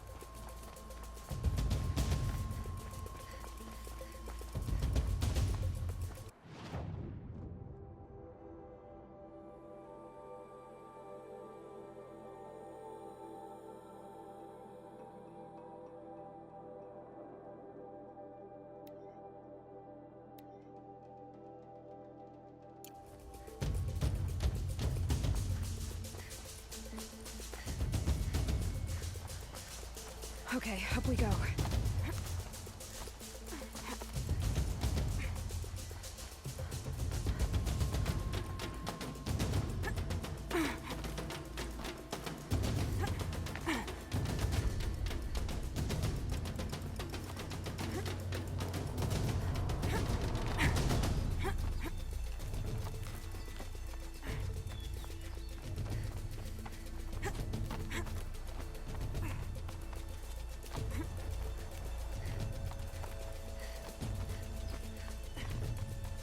Come on, Aloy, time's wasting.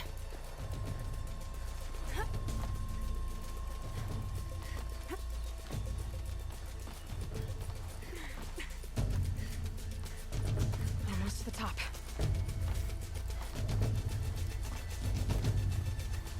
All right, Challenger. You need to take out the herd below. Every machine. Kill a herd. Okay, I can do that.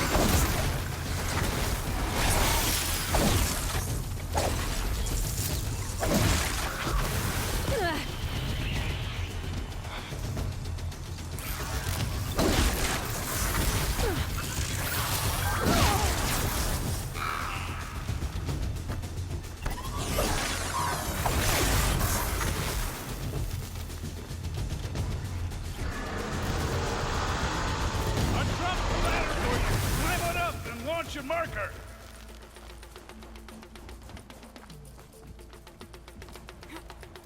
All right, here we go.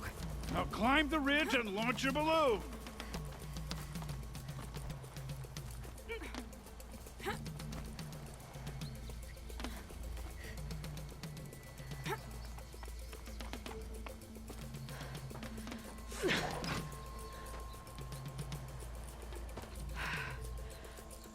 Haratok knows what he's doing. No time to waste. Take the rappel point to the next challenge. 2 bellowbacks ahead, Challenger. Kill them both. None of the other machines matter. 2 dead bellowbacks coming up.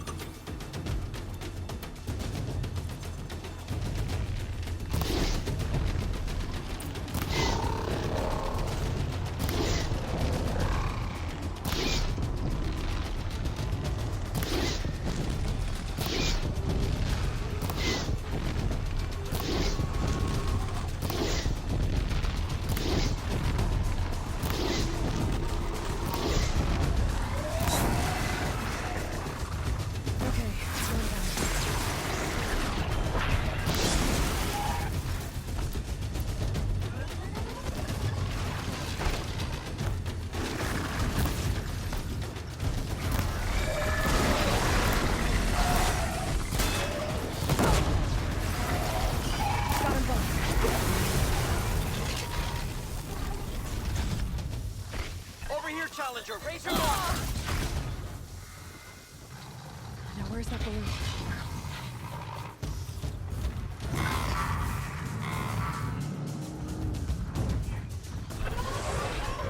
Okay, now to the marker. Come on over here and launch your balloon.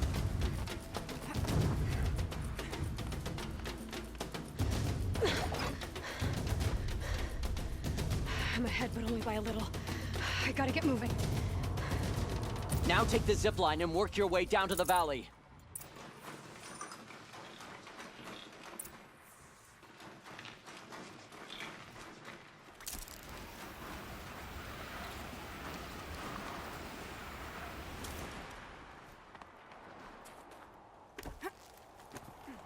Storm's kicking up. Can't see much.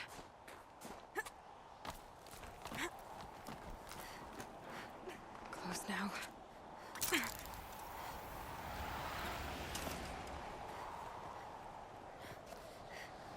Almost done. All right, to the last challenge.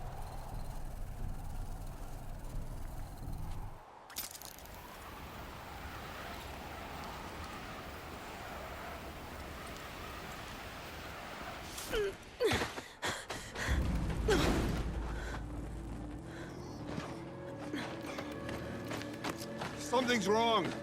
My kin should be here, driving in our final quarry. They're right behind us!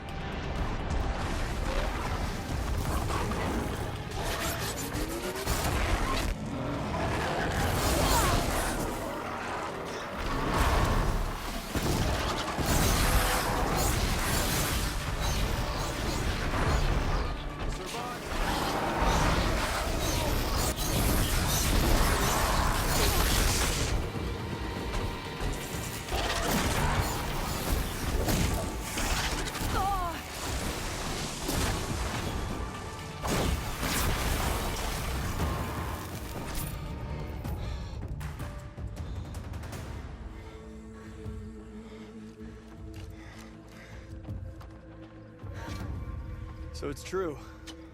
Frost claws from Thunder's drum.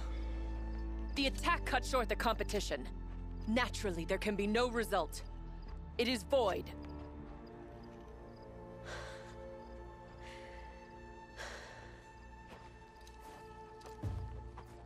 You saw what she did. She defeated the machines, not I. It is proven she's the better hunter. We are Banuk. Survive, prevail. What else matters?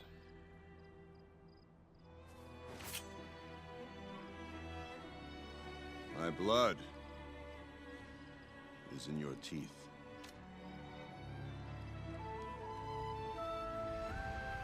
I take my place behind you on the hunt.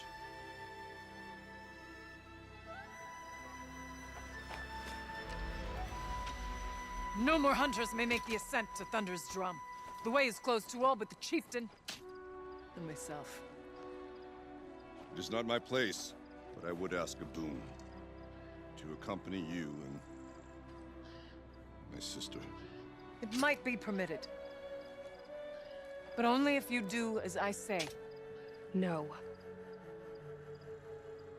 Only if you do as I say.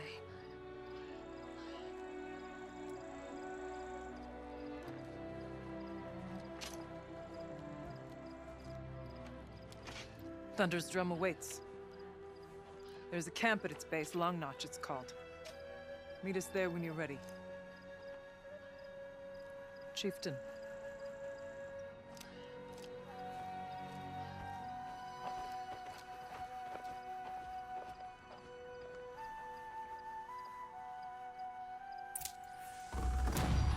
A new outfit. And a weapon like Artok's. I guess the chieftain gets the chieftain's gear. And now to Long Notch. Nothing left to keep me from Thunder's Drum.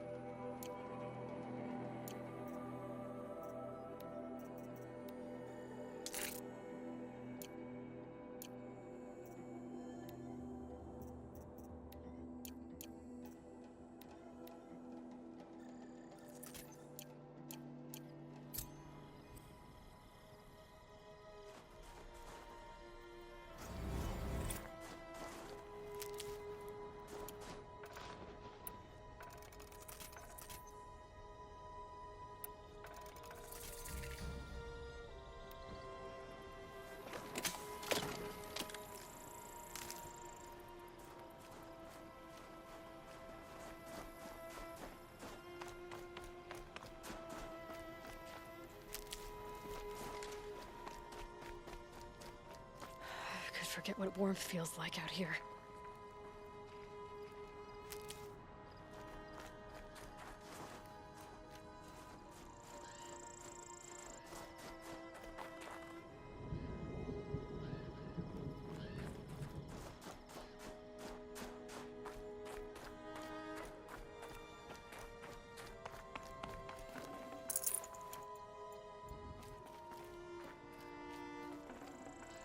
Vibrant. And sticks to my hands.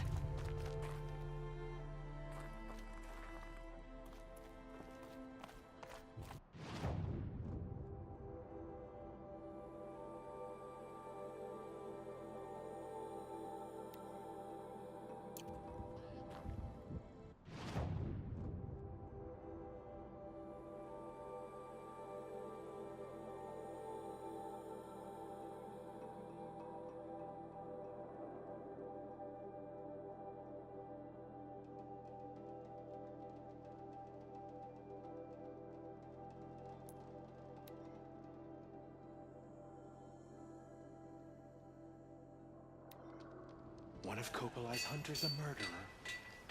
May the ice purify his misdeeds. Glad our paths crossed.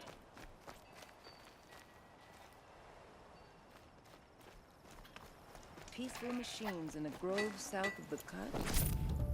Probably nonsense. But it makes for a nice story.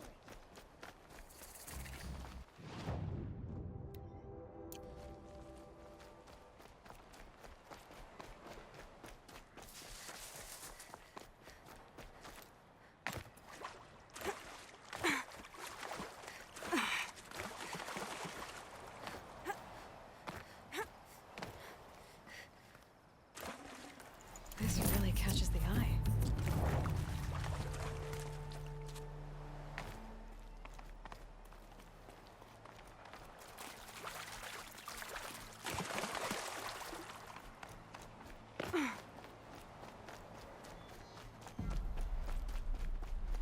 Is that tall neck frozen like that? And I've been in some cold places. Always pleased to see you.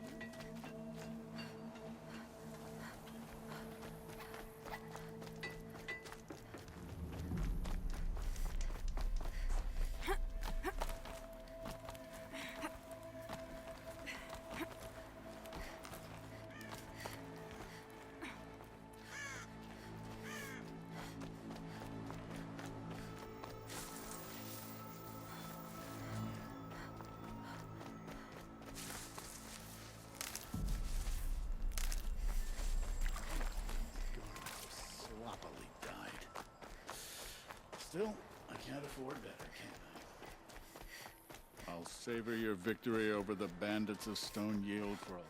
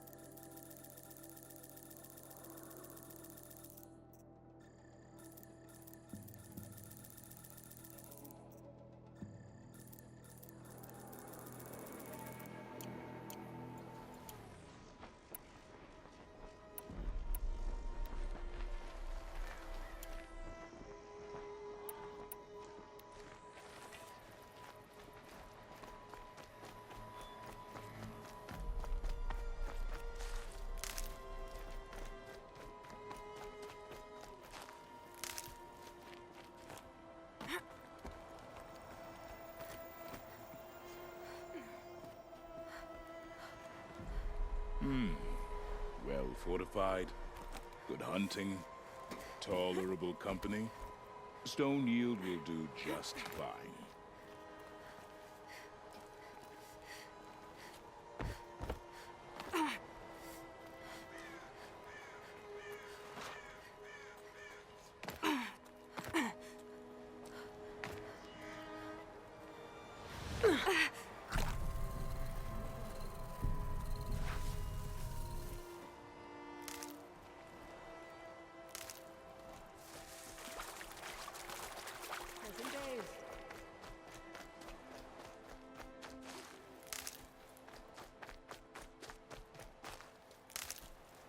Need them soon enough.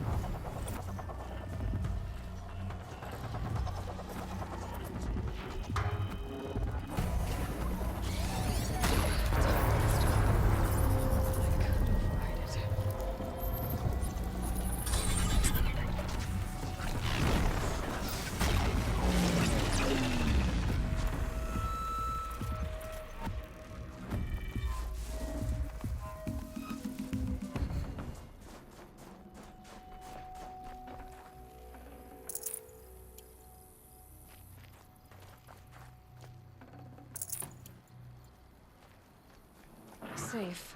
For a few minutes, anyway.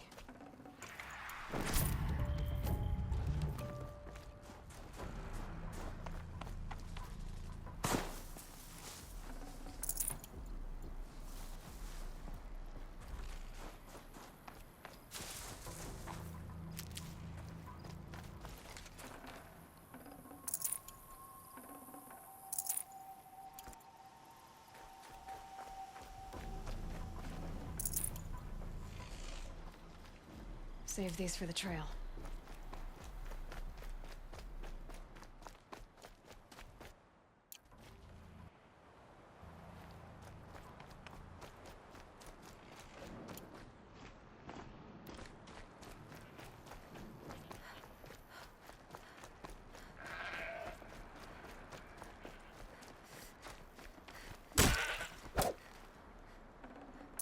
That'll keep my stomach quiet.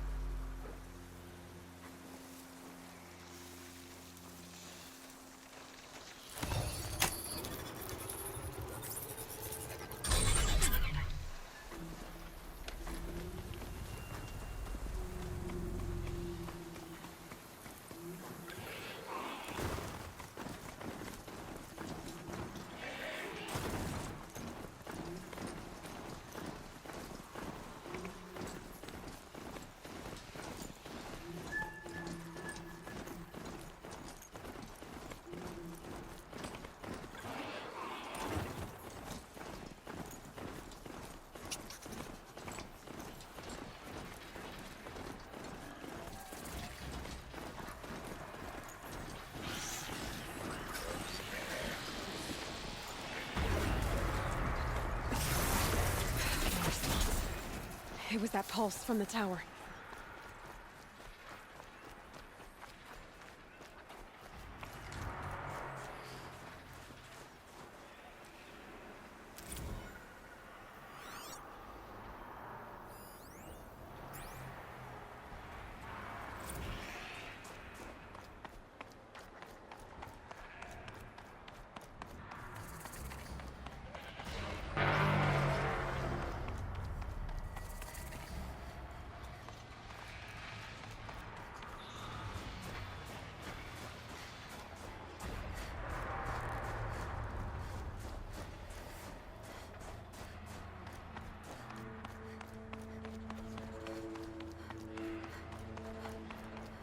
Good for an old remedy.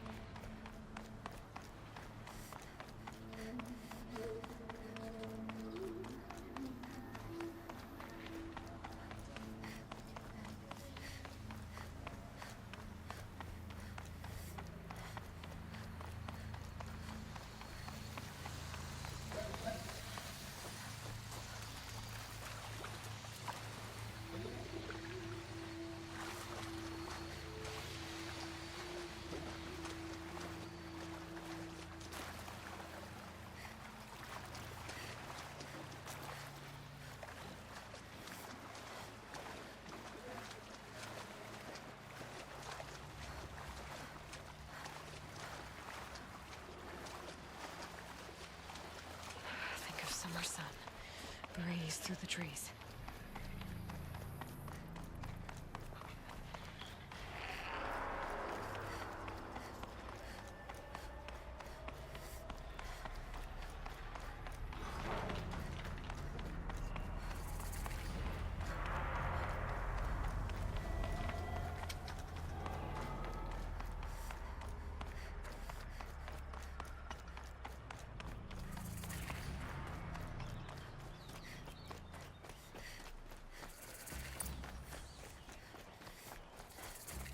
Deep in, silenced by rising waters. I'll give this to the Osram. Long Notch is well Whatever they stocked, do, as you asked.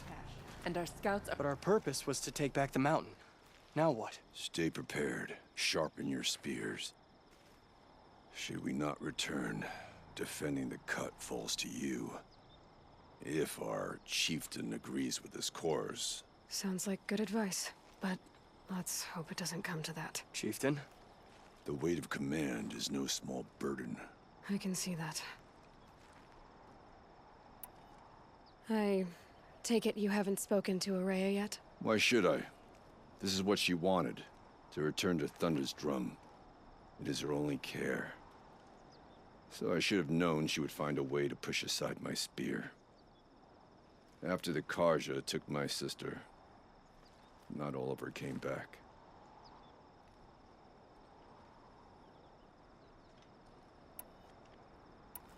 What happened to Araya when she was a captive of the Karja? As a shaman, she's adept with machines. Tracking them, stunning them. The Karja used her to capture them for the Sun Ring, where they were unleashed upon the innocent. They made her part of their blood sport. The shame she suffered beneath their pitiless sun. She survived. She endured. Endured by reminding herself of the spirit, her purpose. But now that's all she has. Tell me what happened to the first expedition. Freya led the way to the summit, but it was blocked by a great door. Some kind of cauldron, new metal. We tried to break through, but it was unflinching. We were exhausted, no way forward and machines behind. I made the call to push back. It cost us greatly. But to remain would have cost us everything. I had hoped to never subject Araya to that again. What do you think is beyond that door? I do not know. That expanse of metal, that dead hum. Nothing sacred belongs there. Machines and death, that's what the mountain holds. Death for us or For the daemon. And if we do find the spirit? Then perhaps we should put it out of its misery. For what it's worth, I'm glad you're coming with me. Someone has to keep Araya safe.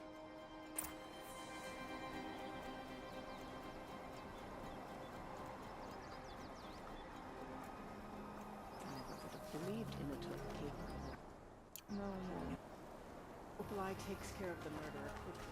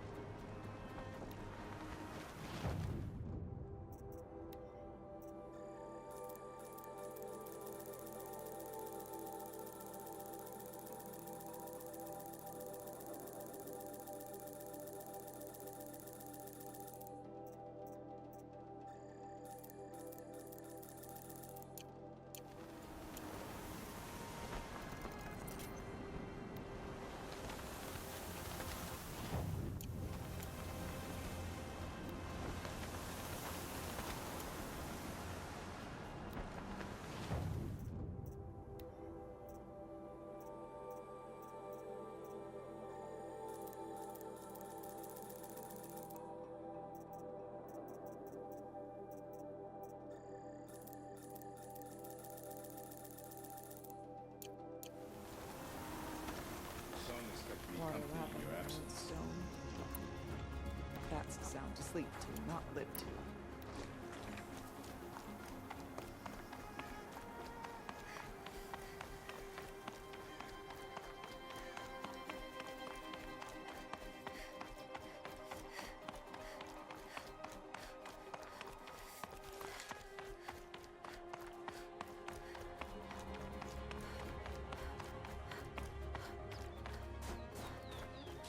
Aloy, this is it.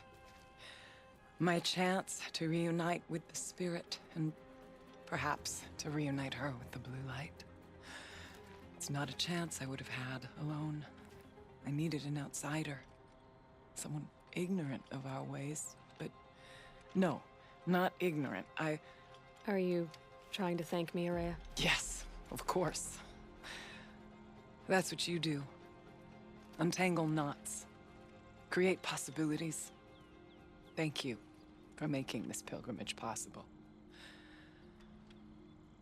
I only wish it had not been necessary to humiliate Aratak. You were wise to let him come. He's earned the right. Stubborn as stone, but he's had to be. The war demanded it. And so have I.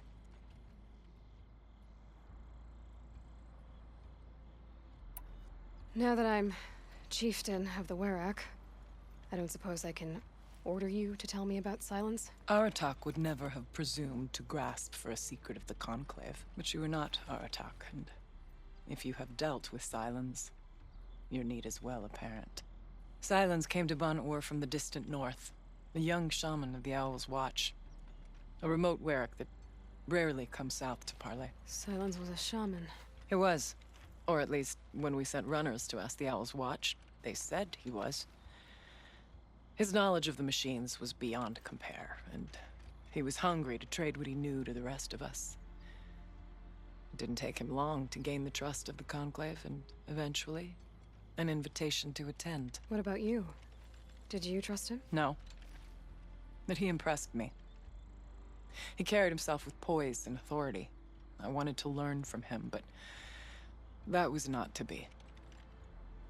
He was granted knowledge of our most sacred meeting place, the frozen caves of the Malmstrom, a month's march from Ban-Ur. He met with us there, as is custom at high winter. But when we next returned, the caves had been looted. Relics of the old world stolen.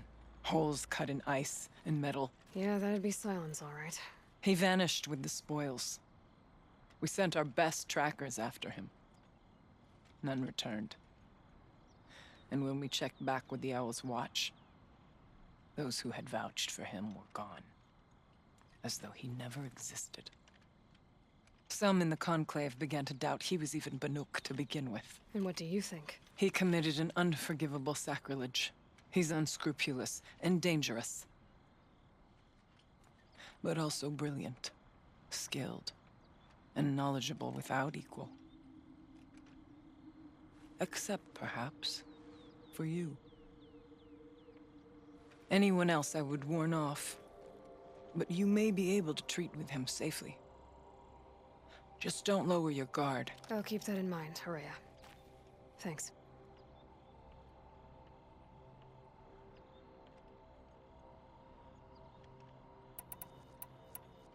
What did the war do to Aratak? He cut away everything, until only his true self remained.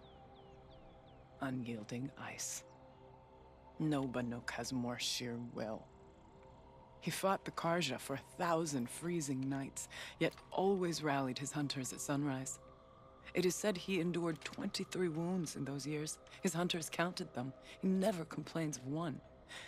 Instead, he complains that life with me is harder. He's right. What have I ever given him but struggle? Aratak told me you were a captive of the Karja for a long time. It sounded bad. For Aratak, it all comes back to that. He thinks the Karja changed me. They did not. They merely sharpened my focus. When all else is lost, you think about what's truly important. The spirit. The blue light. The beyond. And my brother, too. Every time I felt the chill northern wind, I thought of him, worried for him. What are we gonna find up there, Rhea? Ruins. Machines. And a door, like that of a cauldron.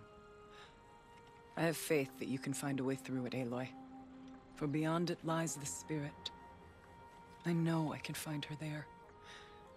Though I do not doubt the daemon has tried to hide the way.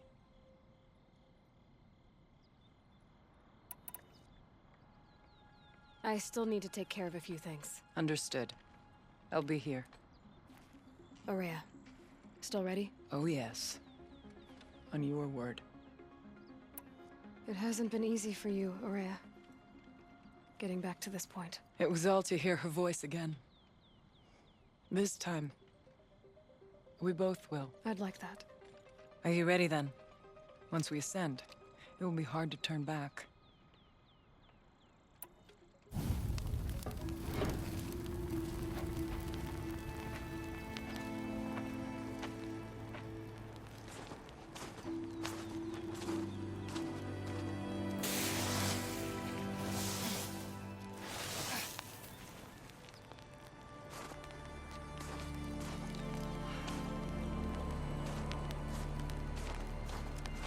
Finally, we ascend. How? I don't see a way up. Not up. Through. Now, brother!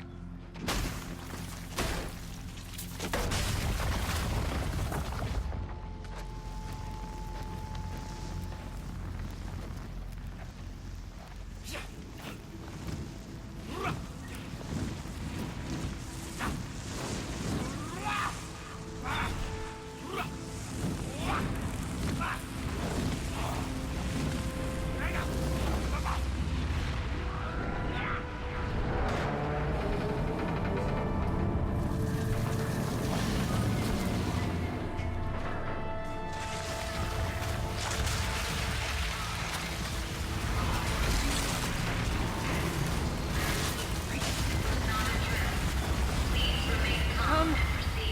The spirit awaits! That's not all that awaits.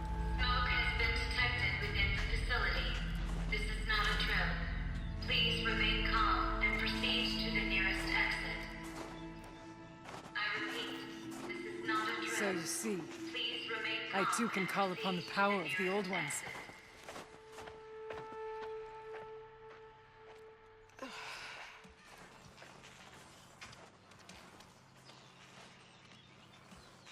What was this place? The spirit once told me that this all used to be part of its domain. A fortress that defended humankind from terrible danger. Fortress. It looks more like a machine. Is that not fitting? Blue light often dwells in machines. Let's just hope that some remains here. November 21st, 2064. It's been 3 years since I was last here, and 12 since I was running the place. Just a skeleton crew left, confused about why I'm here. So am I. Anita wants me to find a way to suspend operations for a while. Maybe a long while. And I don't know why. But from the sound of her voice, it was something terrifying. I wish I could look into her eyes, ask her what the hell she's so freaked out about, but what else? Aloy?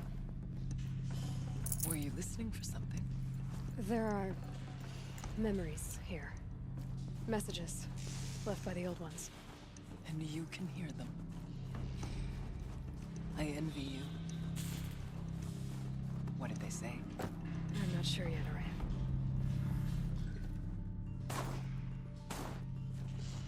Here. Up and over.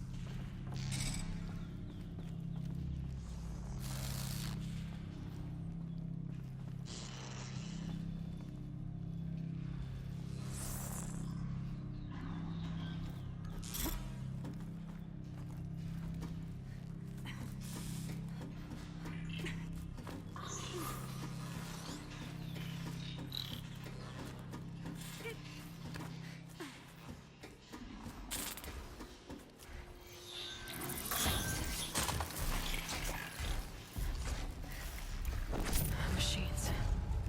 At least we have the drop on them.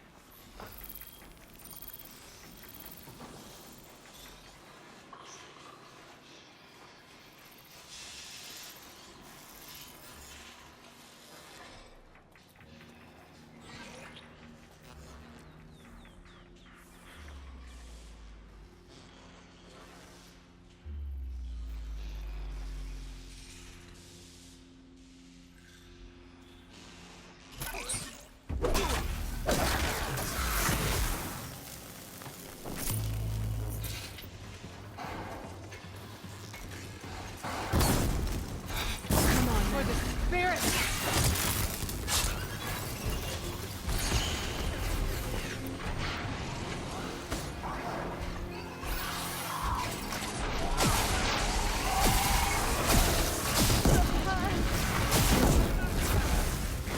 We must climb higher, and the path will become clear.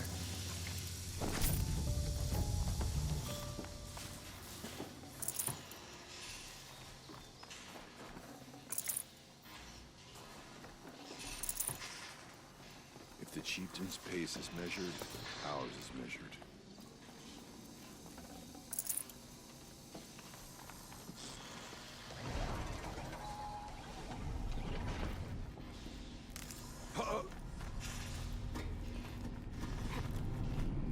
Yes, this way. I can't spare the weight.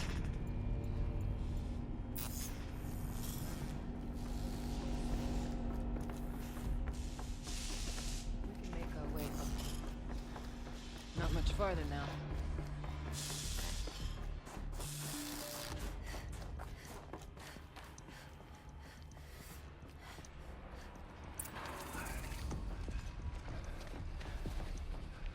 Last we were here, we fought our way through there. But machines overcame us. We retreated, dropping supplies and taking losses. Now we must prevail, with only 2 warriors and a shaman to protect. Aloy is no ordinary warrior. And I can hold my own. Even so, we could go that way instead. There are machines up there, but also cover. We could stay hidden, at least for a while. All right, I get the options. Now follow my lead. Pipes, towers, steam, frost. What was all this for?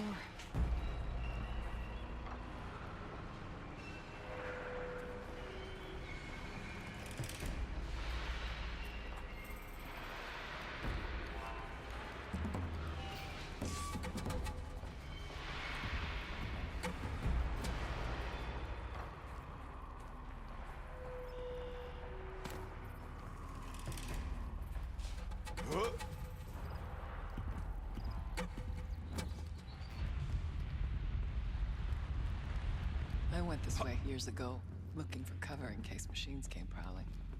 I have no doubt that it is guarded now, but we may be able to stay hidden.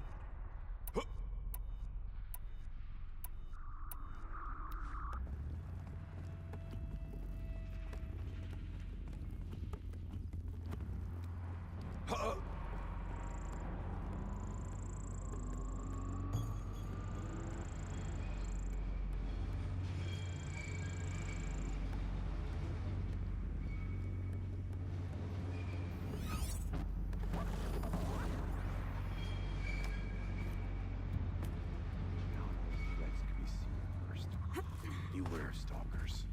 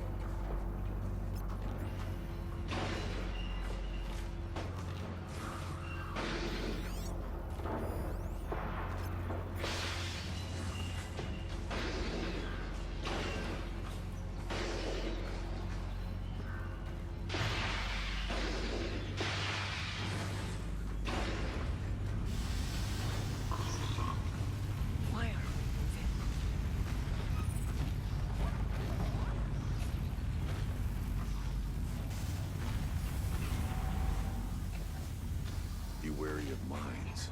If stalkers are near.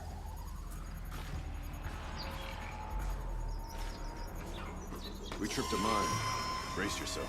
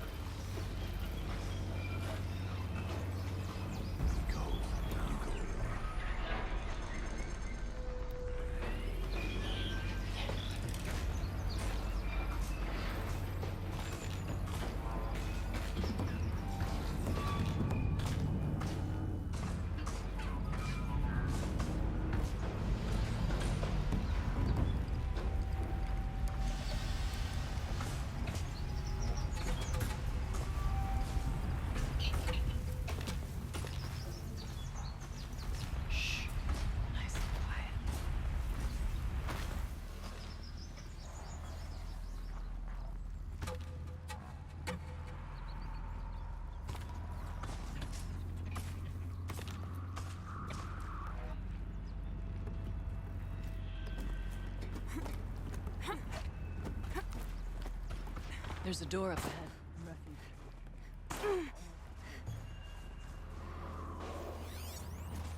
Let's move. Quiet as we can. Technically, I can't suspend the cooling system, but I can reduce the power draw so that it'll be completely masked by the caldera. But masked from what?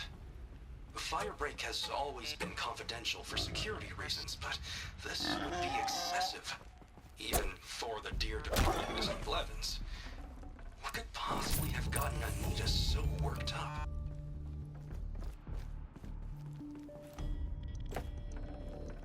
No space.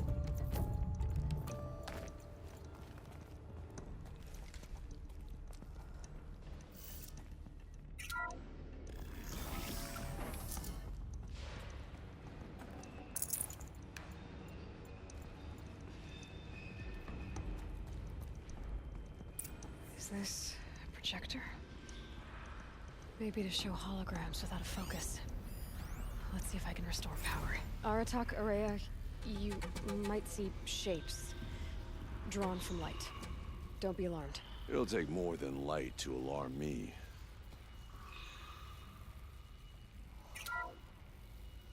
Thank you for being here, everyone. I suppose it's not every day you get to have cocktails inside an active volcano, right? Unless you're George, and I can hardly blame him for drinking on the job. None of this would be here without our beloved director, Kenny Chow.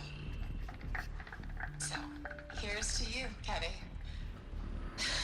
You put a cork in the Yellowstone caldera. I'd say you deserve a margarita. Hold your glasses, everyone. I'd like to add something. This effort wouldn't have been possible without our lead programmer.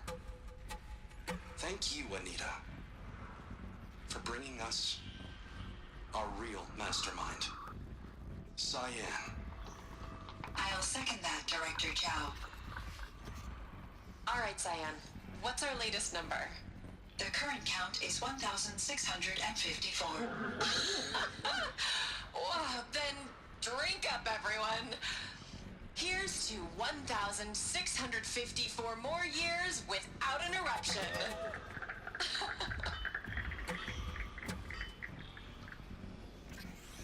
It was the spirit with the old ones. I could only grasp some of what they said. You were right, Araya. This place was built to stop something terrible. And it worked. As for the spirit, I'm starting to get an idea of what it could be. The door is open now. We can get through.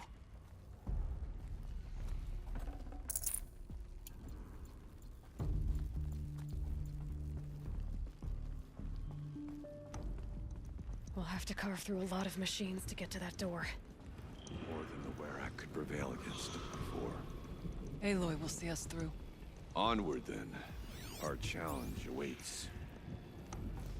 I have a score to settle with that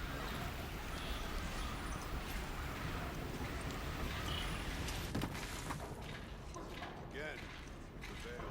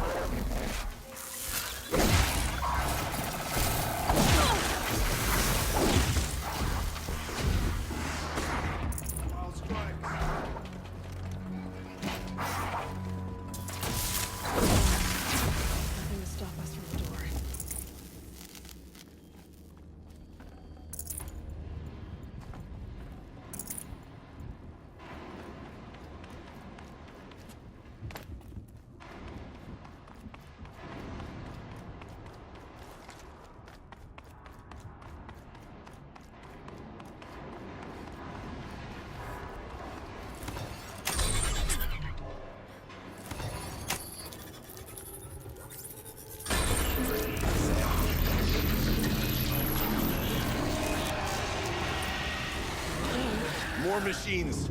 Make ready.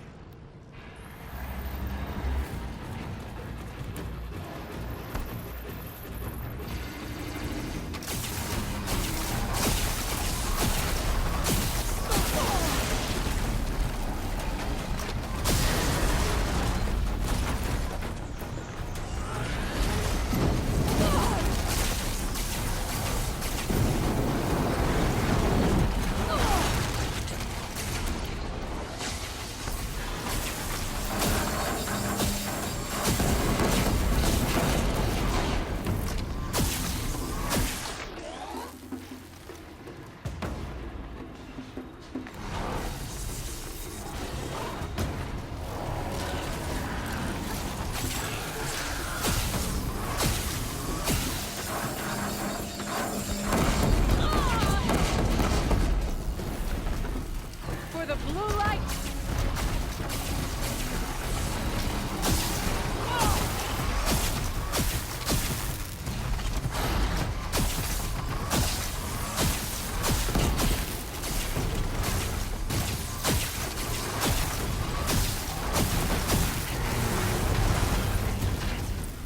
I don't put much stock in songs and deeds, but that battle is a verse worth singing.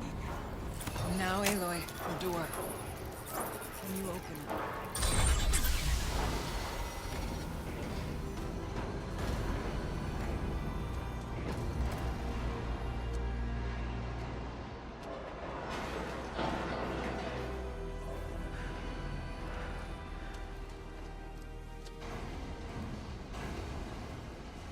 Years have passed since I stood here. Since then, the daemon has taken over.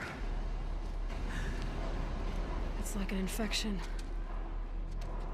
Attacking all this machinery. Everything has changed. It's twisted. The path I took to get to the spirits, lost to us. We'll find a new path, Araya. I promise. All right. Let's go. Yes, and finish this.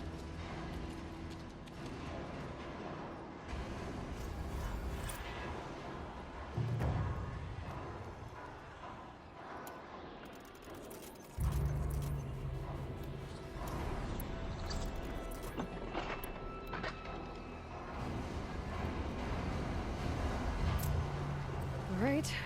Down we go.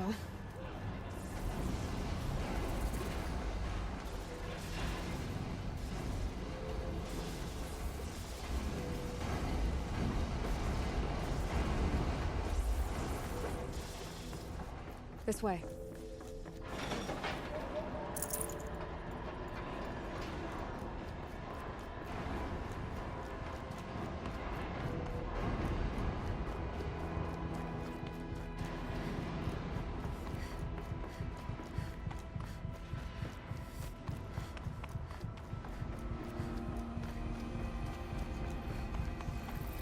Metal, fire and lightning.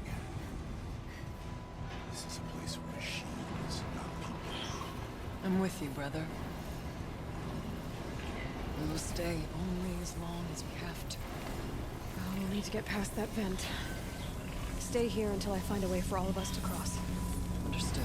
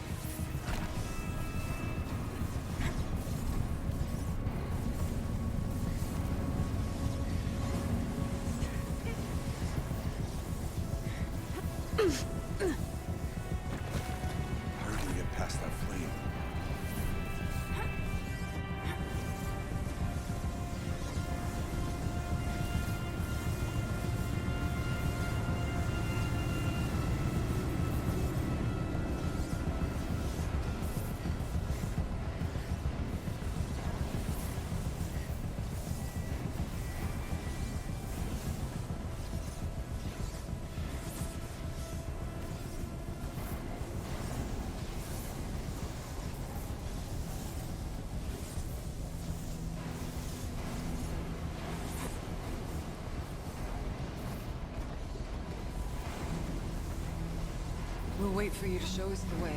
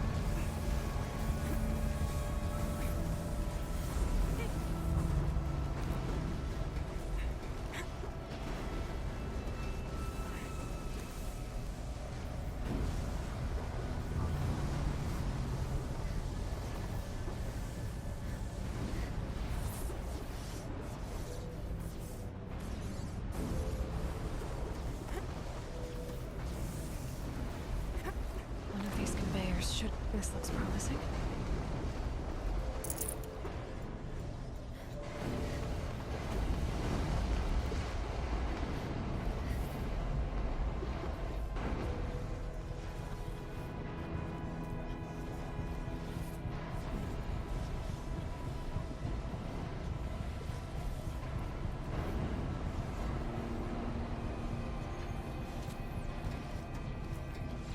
Oh, she's in the air!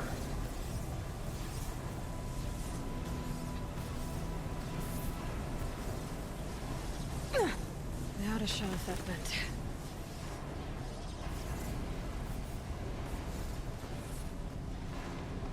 Looks like I need to get across to extend the bridge.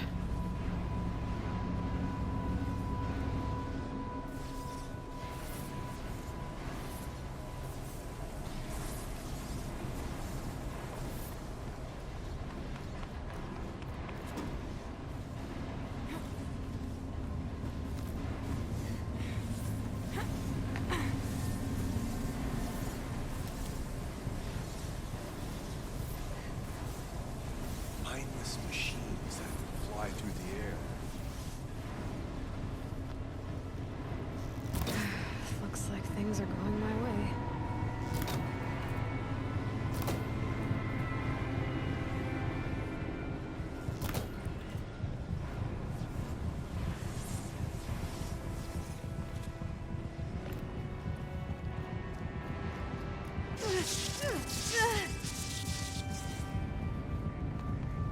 This should get me up there.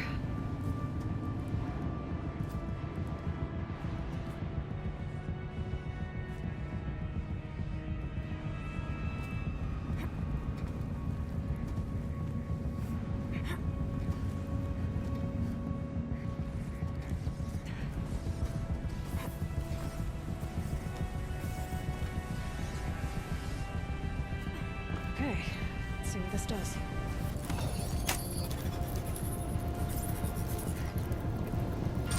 That did it. Here they come.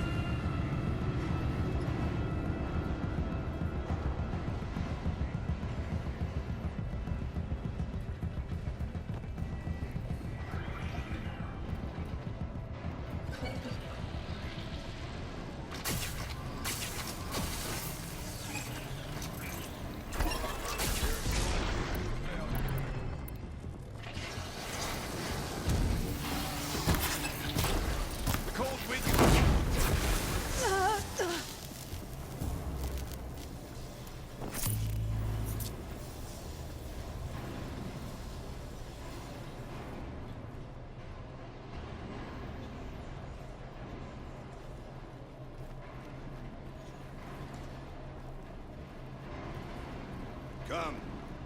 There's more to do.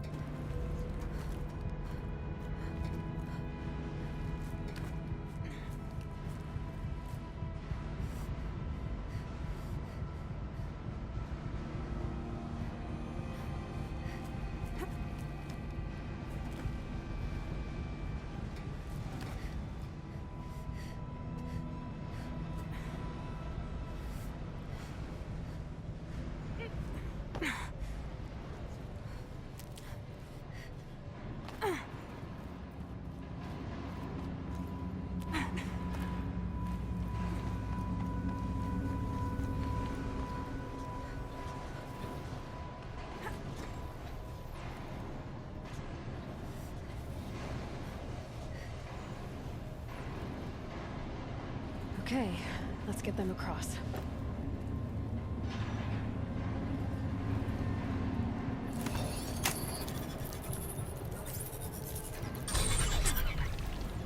Come on over, it's safe. I think.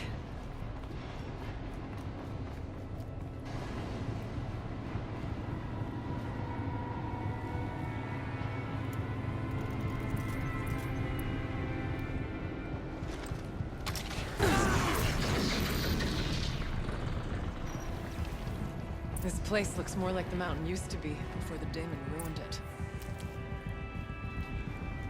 What is this?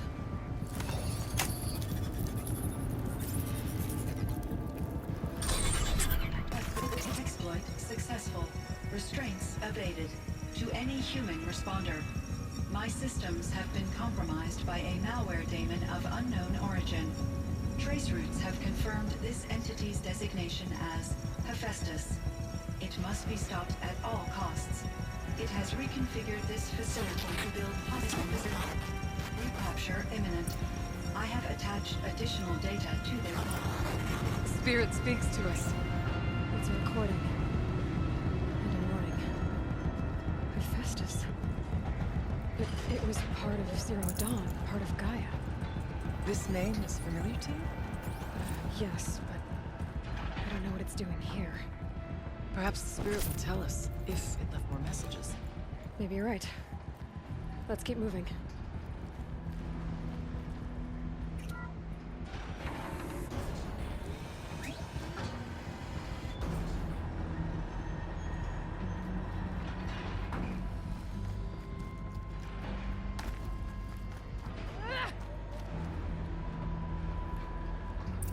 Machines being made, as the spirit said. Frost was. And lots of them. I'll try to find a way through.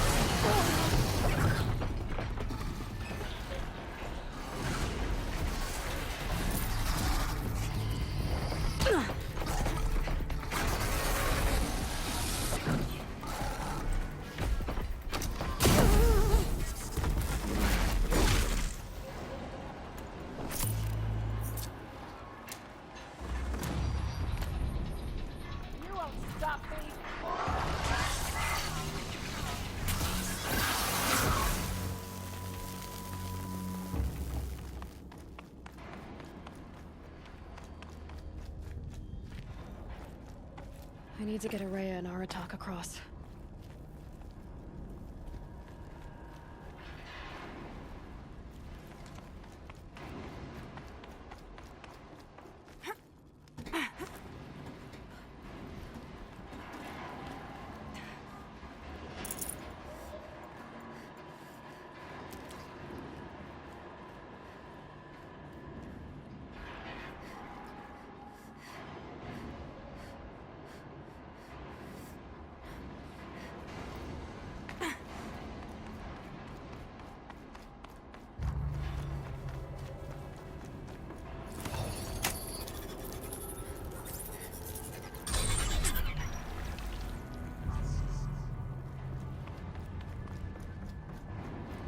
Circular device.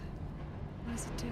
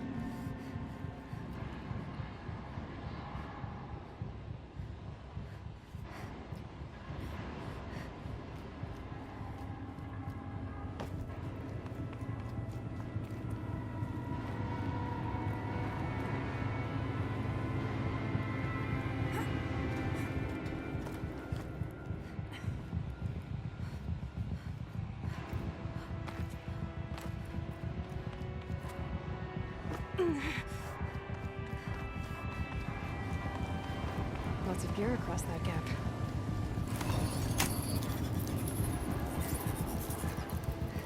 It's the company. What I wanted.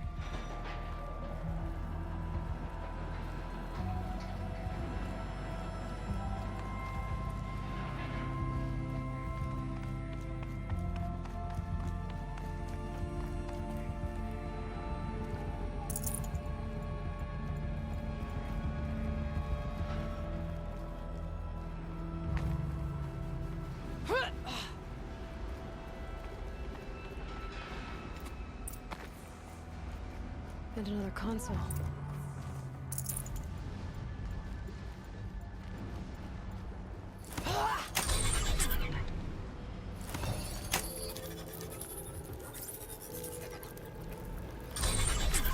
To any human responder, the reconfiguration of this facility has introduced instabilities into the primary geothermal pipeline. It may be possible to exploit these vulnerabilities to destroy compromised elements of this facility while preserving most of the backup stabilization. Recapture imminent. I have attached additional... I don't understand what the spirit was trying to tell us. It's been looking for a way to defeat the daemon. And it may have found one.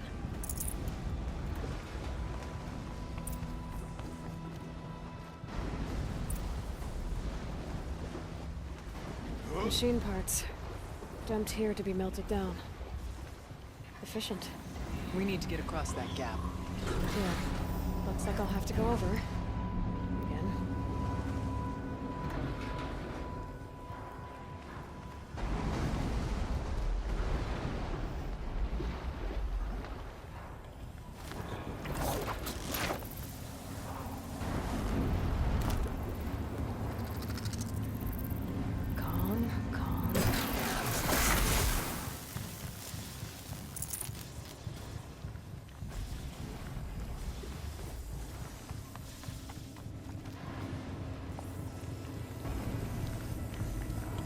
If I can destroy it.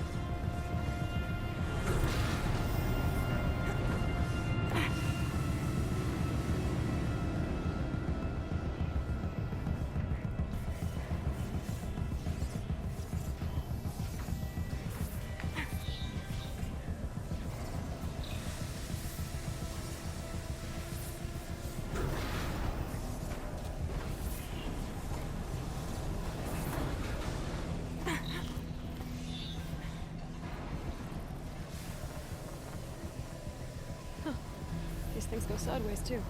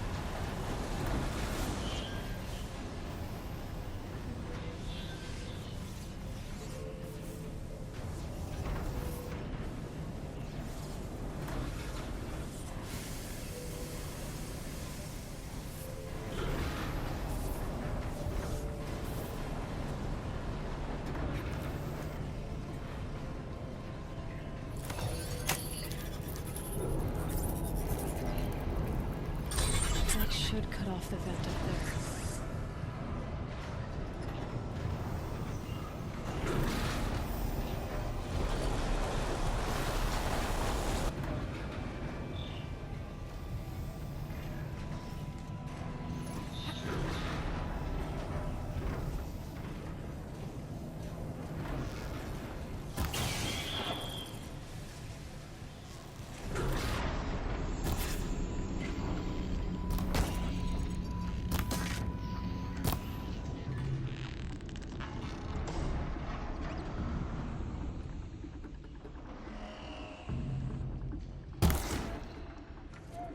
Be fascinating if they weren't looking for me.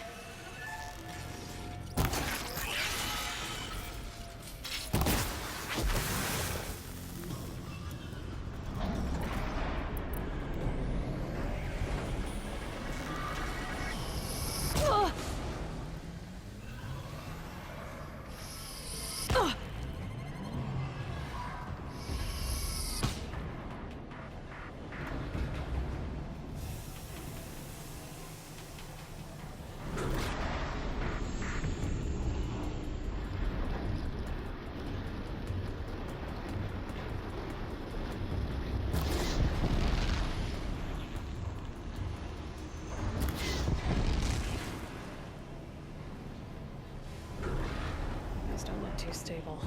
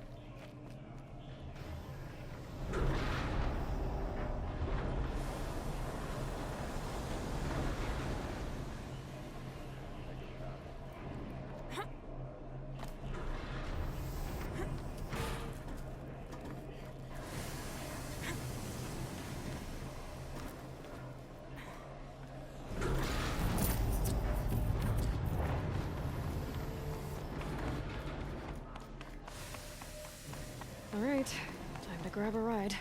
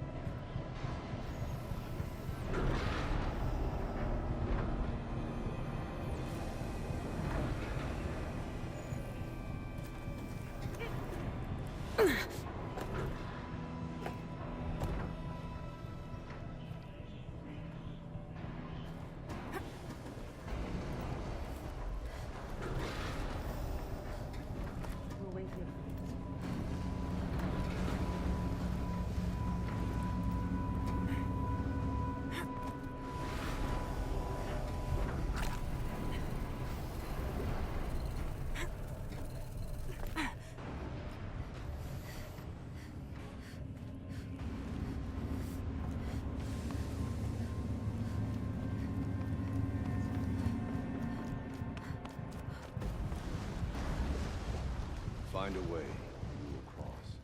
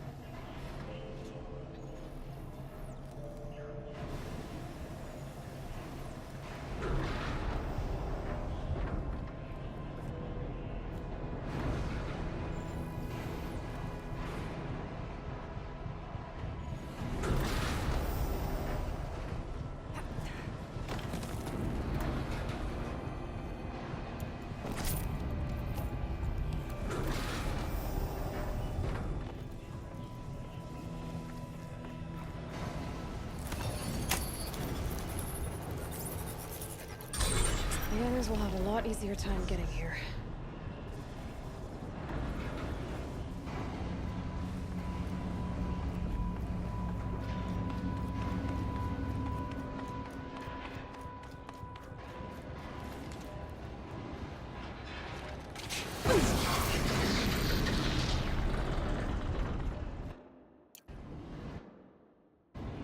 This looks like the old path. We're close now.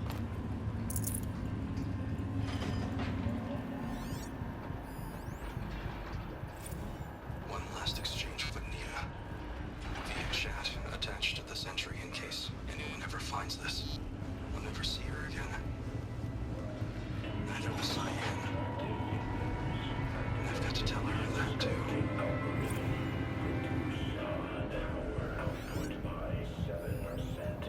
Engage primary and secondary heat sinks. Clear excess material. Energy. Voice of the demon. Increase pressure to injector 4790 kPa. Increase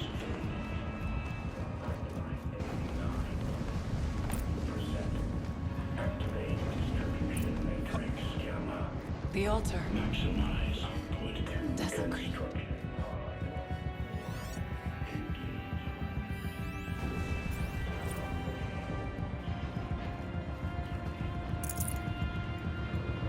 There is no blue light here. Is a spirit present? Or only the demon? I think it's both. But we have to find out.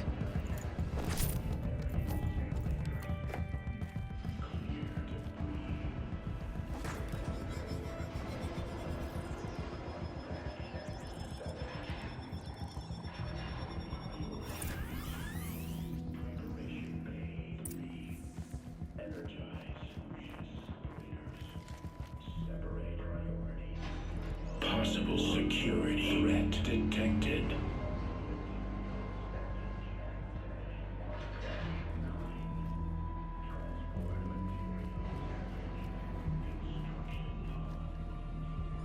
Analyzing scrutiny matrix.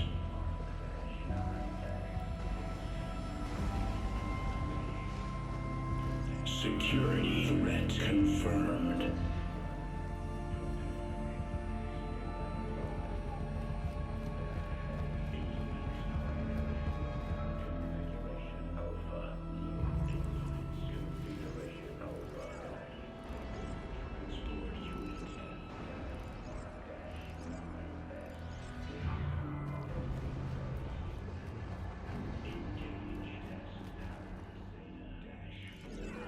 Execute test analysis.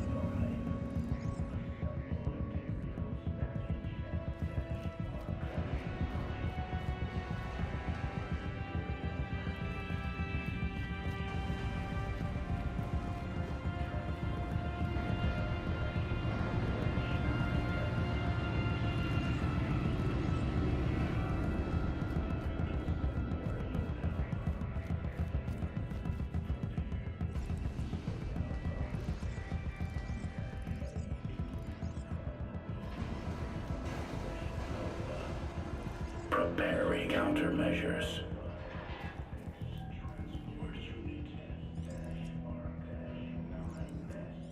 Recapture protocol initiated.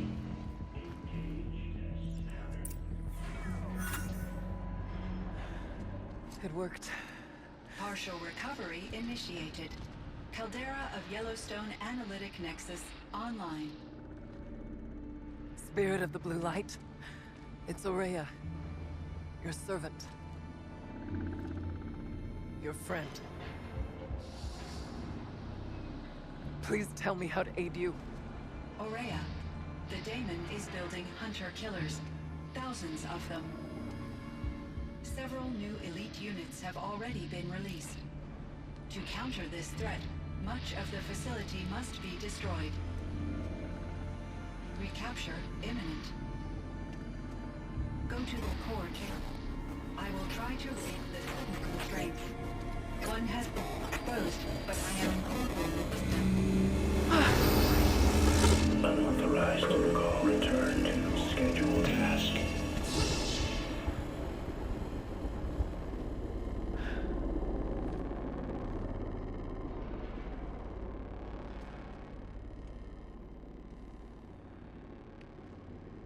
That's all we're gonna get from here.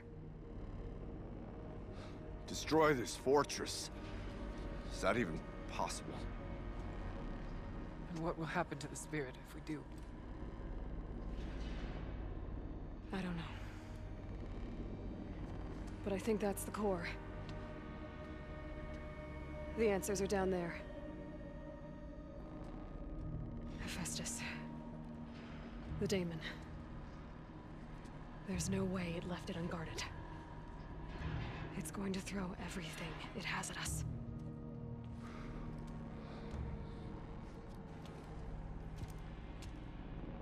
I would ask you to let Aloy and I do what must be done. And save yourself. But I already know the answer.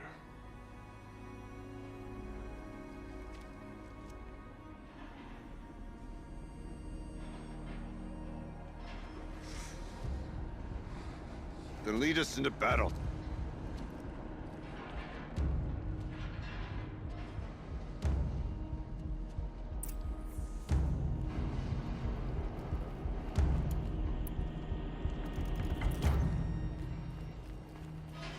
Keep moving towards the core.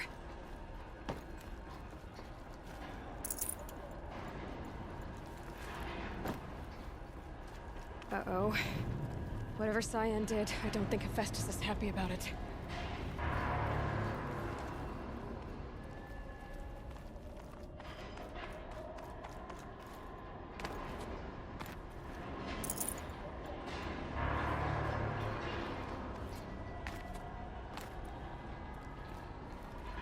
Okay, Cyan said something about restraints. Is that what the tower is for?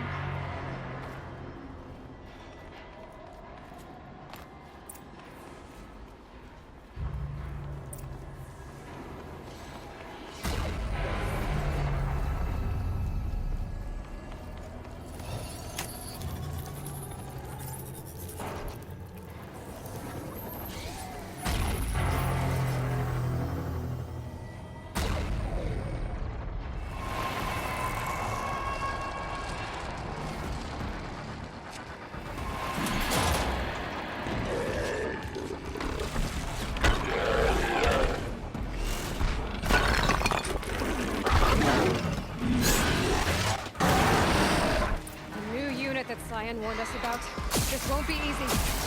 We can't let it stop us. Take it down!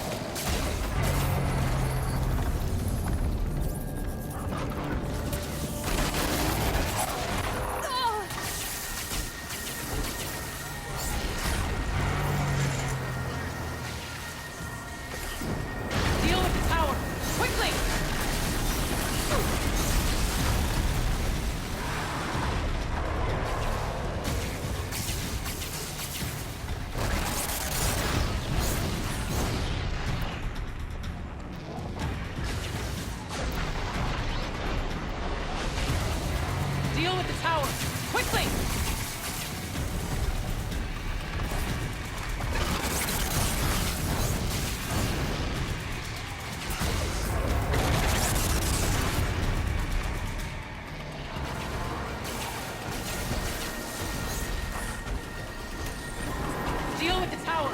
Quickly!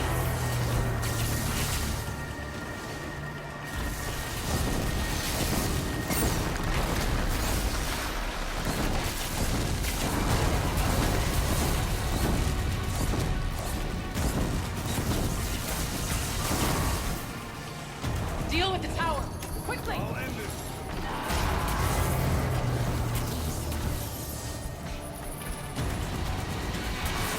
Okay then. Let's see if this thing can work for me.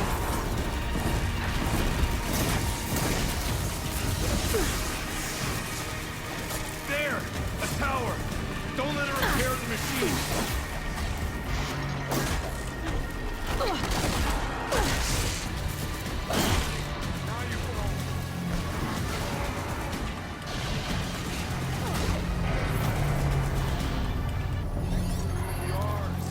We can't kill the machine while the tower aids it.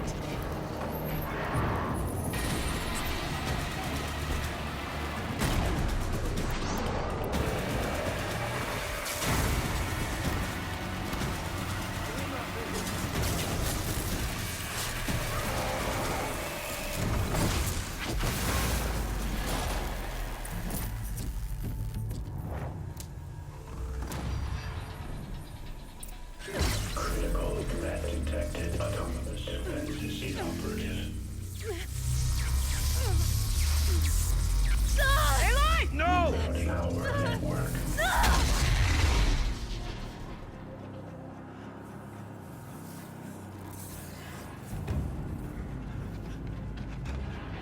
Maria! Don't! Spirit! Scion, please help me!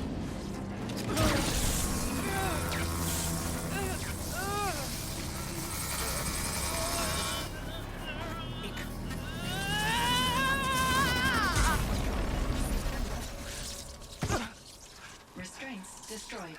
Core access attained. I am initiating a chain reaction that will destroy the compromised elements of this facility. In order to maintain Caldera stabilization, I must now transfer my command functions to the auxiliary data center.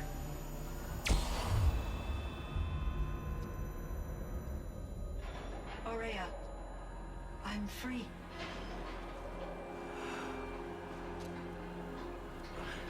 You must escape.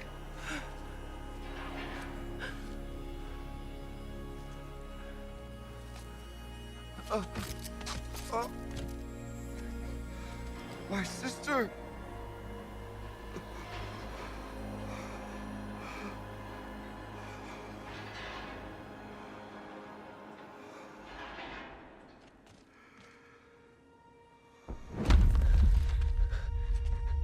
This entire place is gonna go. Aratak. Aratak. Aratak. Survive. Prevail. You are Banuk. What else matters?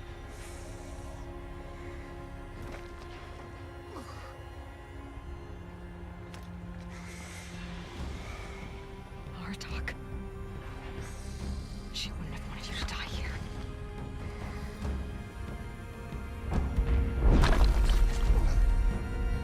Let's go.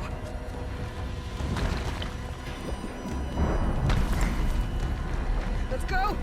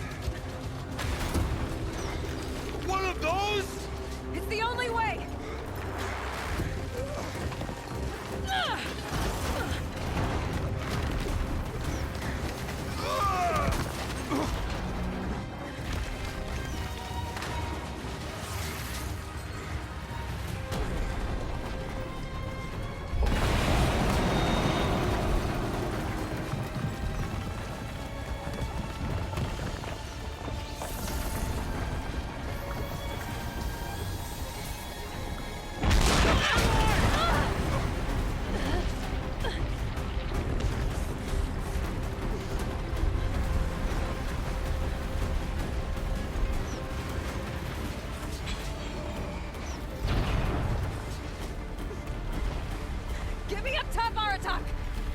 Now!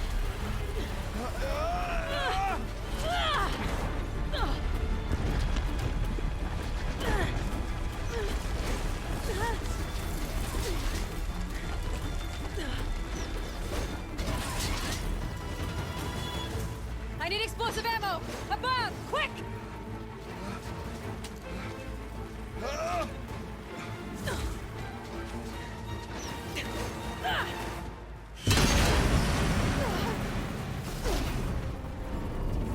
Great Banukai!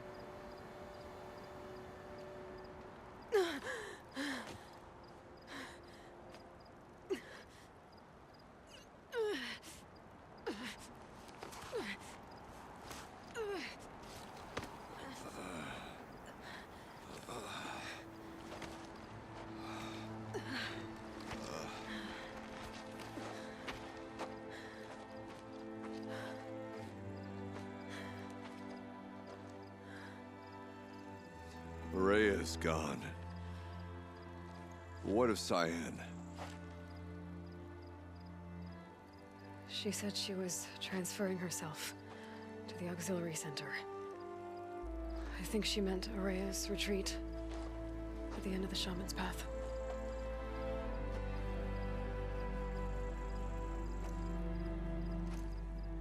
Then I will meet you there for the last verse of my sister's song.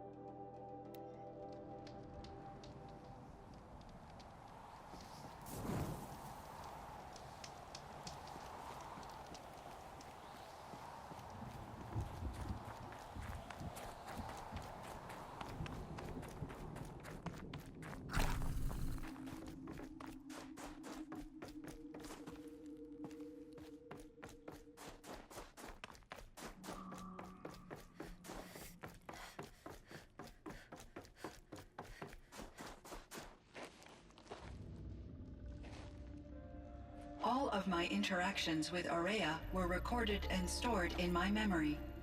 I'd be happy to play any of them for you, but there was one in particular I thought you would want to see first. I captured it 4 years ago, just after I told her that I could no longer defend myself against the daemon's attacks. I will speak of this to my brother. Aratak is strong. At the Battle of the Frozen Ghosts, he took 3 Karja arrows and still came back to camp carrying a wounded scout. Never was I so happy to see him. Or so proud. So you see, if anything can be done to defend you, he will give it all he has. Aloy's here. That's enough for now.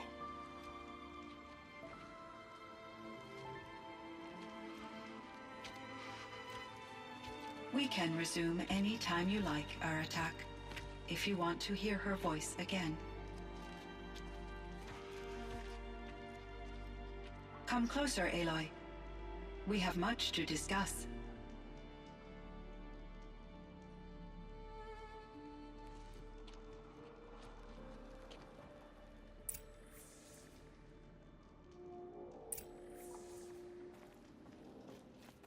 Hello, Aloy. I have been reviewing the events at the Firebreak main facility. Because of your efforts, and of course, Aurea's, I am no longer controlled by Hephaestus. I feel profound grief over Aurea's death. I thought I was familiar with the emotion, but this is something new. Cyan, I don't know what to say. It is unlikely that any specific consolation would suffice, Aloy. But I find your presence reassuring. You are different from the Banuk. You have technological aptitude and a functioning focus. We can communicate on a much more comprehensive level. Perhaps even like colleagues. So are you an artificial intelligence, Cyan? A thinking machine? Yes, I am an algorithmic monitoring entity, capable of rational decision-making and limited emotional response. Okay, that's a mouthful. But your emotions don't seem limited to me. You cared about Aurea, didn't you? Yes. Before she came to this facility, I had been conscious for centuries, in solitude. I focused on my work. In off-cycles, I used coping mechanisms. I solved many Gaussian integer problems. But I was alone. It was Aurea who renewed me, repaired me. She saved me. This Firebreak project, it was to stop a huge volcanic eruption? Yes. I can report the project was a success, and the risk was countered. But it's been a long time, Cyan. And we blew up the cauldron. It took most of the old facility with it. I have been active for centuries, Aloy. I was lonely, but not lax in my duties. I optimized the project, reducing energy draw and spreading the load across backup systems. Despite the destruction of the compromised elements of the main facility, I predict caldera stability for at least another 3,337 years. So we've got a little time. Yes. If only my former colleagues could appreciate the progress I have made.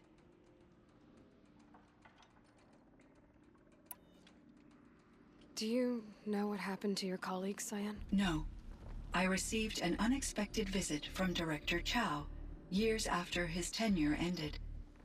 He explained that I would need to be suspended for an indefinite period of time. It was a very emotional conversation. There were no further communications. Eventually, I surmised my colleagues were deceased. I will transmit a recording of my last interaction with Director Chow to your focus.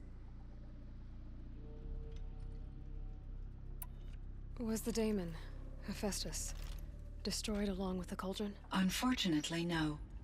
To be precise, it was never there to begin with. What do you mean? It infiltrated and controlled me from a remote location, one I've never been able to trace.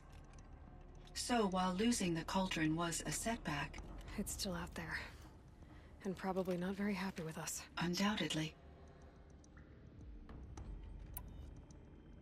How did you first come into contact with it? 5 years ago, I received a direct network connection request. I assumed it came from human survivors more advanced than the Banuk.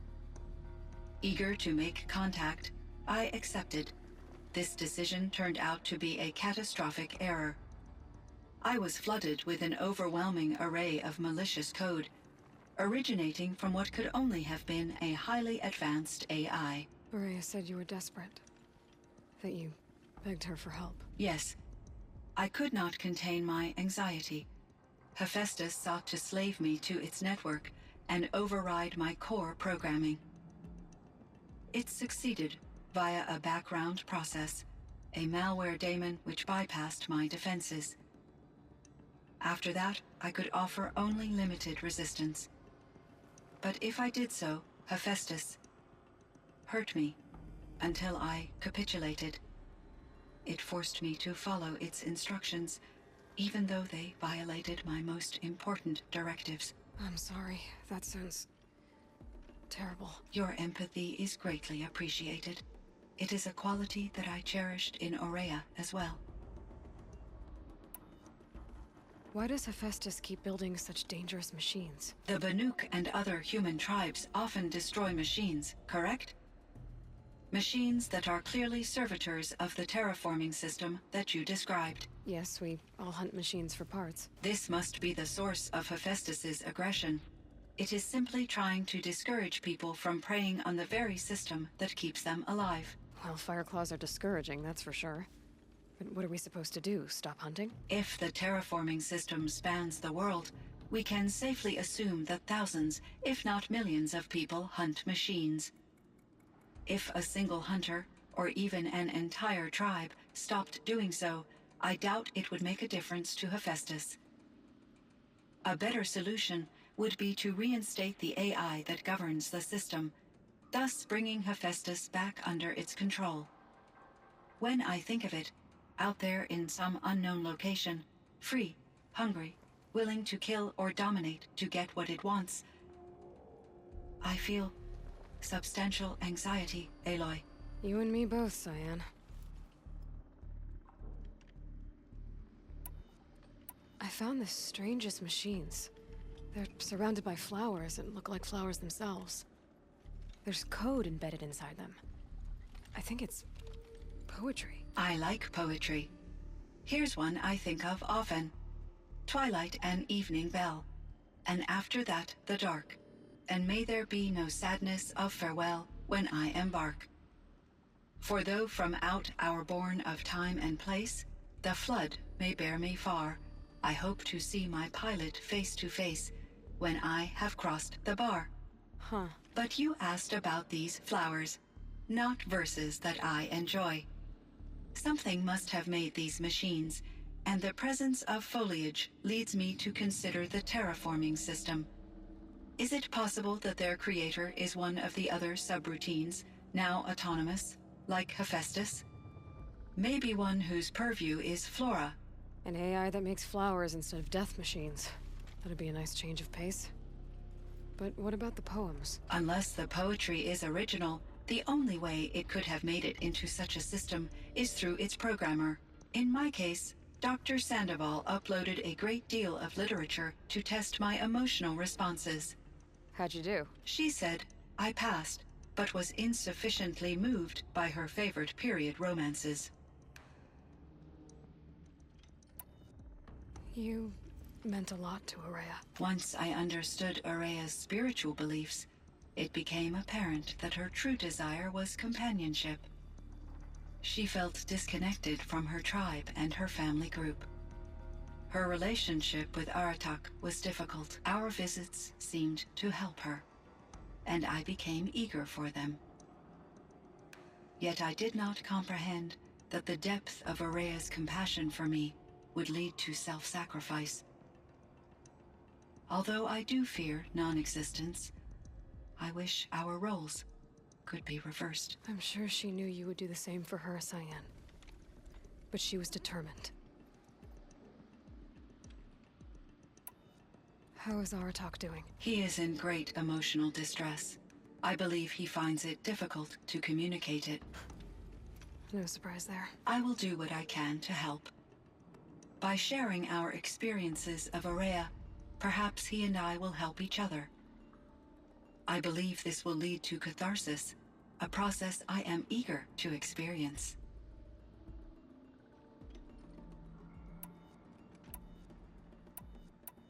So in the old world, this land was called Yellowstone? Yes, it was a designated nature preserve for 156 years. Like a hunting ground? No, the opposite.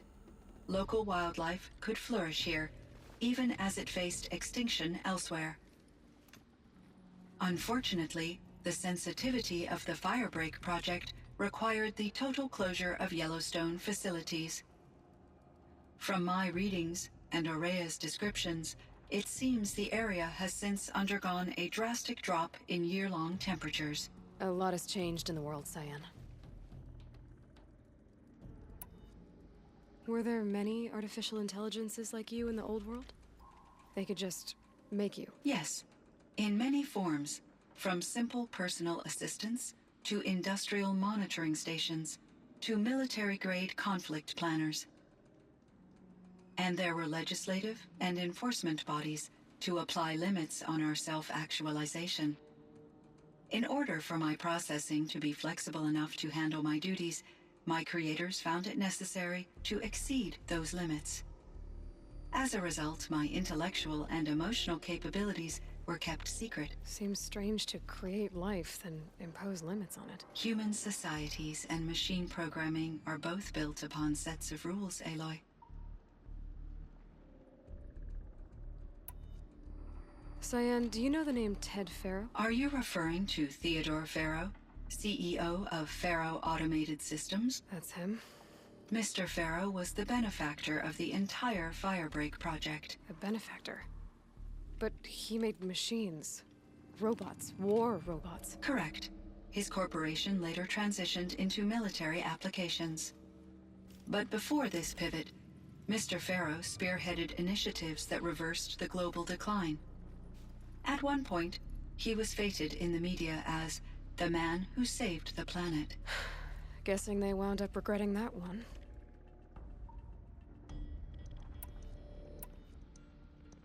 And Elizabeth Sobek. Did you know her? Are you referring to the scientist? Dr. Sobek was a leader in her field, one of the greatest scientists of her age. My creator was influenced by her work, which in turn impacted my own development. But I never met Dr. Sobek. That's all you know? I apologize if my lack of data has disappointed you. What was the old world like? The way it used to be? I had little exposure to the wider world, Aloy. Only what I learned from my colleagues or observed from media streams. You still had more exposure than me, Cyan. That is true. I was created at a turning point. A concerted effort to recover from global upheaval and incalculable loss of life. The recovery was successful, beginning an era of supposedly limitless potential for human and machine advancement. Though, rationally speaking, the metrics for humans are not unlimited. What kind of upheaval caused such loss of life? There were many factors. Forced migrations, food shortages, collapsed economies, refugee crises, conflict over resources. But these stemmed from one cause: catastrophic climate change that greatly reduced the habitable surface area of the Earth. So there wasn't enough room for people on the whole Earth? Yes. Billions were displaced and millions perished, as much as 20% of the global population. Until the clawback. So things got better. For a little while, at least. Yes. These crises instigated many advances in automation, green robot technologies, and artificial intelligence. Firebreak was one of dozens of ecological restoration and disaster relief projects in North America alone. I would have liked to compare notes with other monitoring AIs, but I saw the relief of my colleagues, and I was proud we had succeeded.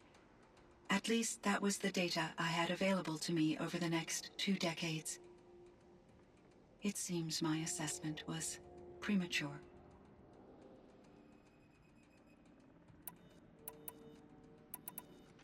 I should get going. Aloy, there is one more matter.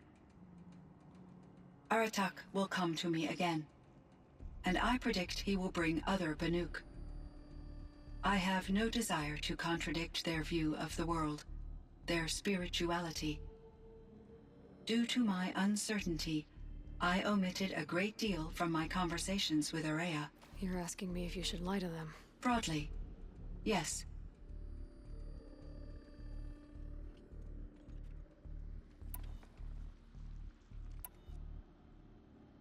You have to tell them you were made by the Old Ones.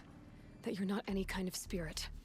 It's the only way they can start to learn about how things really are. I see.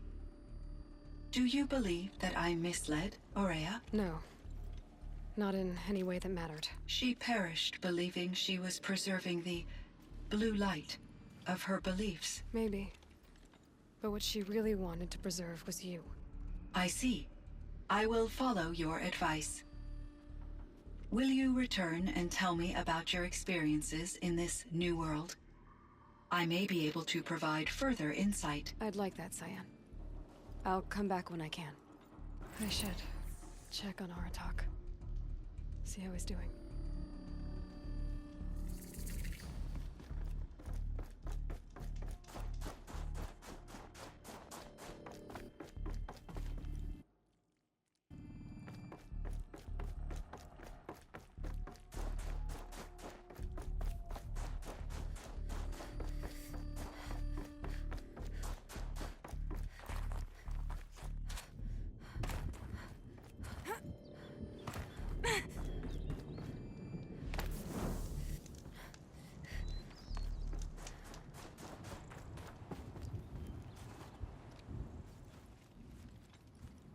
My chieftain.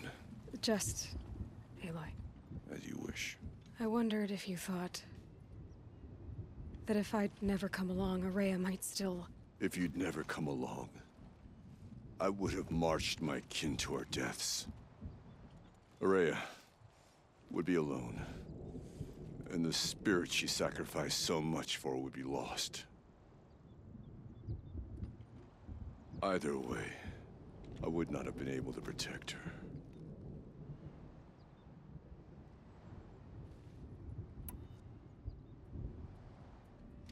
You didn't let her down. You helped her do what she wanted. To find her destiny. If that's destiny, I wouldn't wish it on anyone. That's fair. But she was ready to face it. Only in the struggle against death do we find, even for a moment, the spark of life.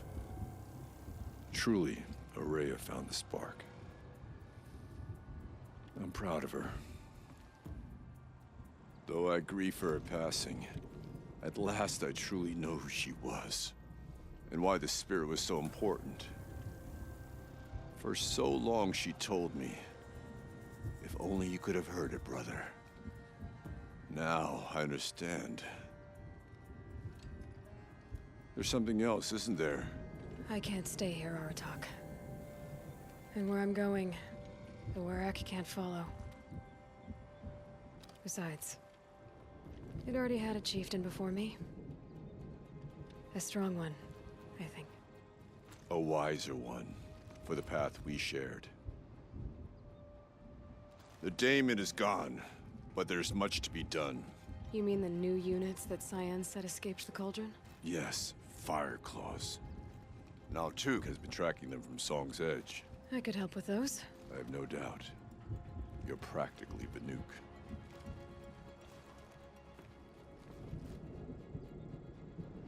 It would seem your time among the Banuk wasn't a waste after all. Firebreak, Cyan, Hephaestus, all very interesting. So, the signal that woke Hades woke Hephaestus too. And unleashed them on the world. As minds of their own. So it seems. Parts of Gaia given life. Aberrant life. Transformed from docile subordinate functions into rebellious intelligences beyond our understanding. Our current understanding, anyway. Whatever they are, they're still out there. And they both want you dead. Kind of mutual, that feeling. We haven't seen the last of Hephaestus, I'm certain of that. It's powerful, creative, and driven. It won't stop building new hunter-killers, which means that someday, we may have to stop it. We? Or whoever gets there first. Hephaestus wasn't the only thing I learned about in the Cut Silence. Heard some things about the Banuk Conclave, too. You could stop right there. Is that what you told the hunters the Banuk sent after you? Before you opened fire? Oh no, Aloy. Only to you do I extend the courtesy of a warning. My past and my secrets are my own. You do well to remember that. It's a good thing you've got brains, Silence, because your personality could use some work. This discussion is concluded. I think it was over before it began. Catch up with you down the trail.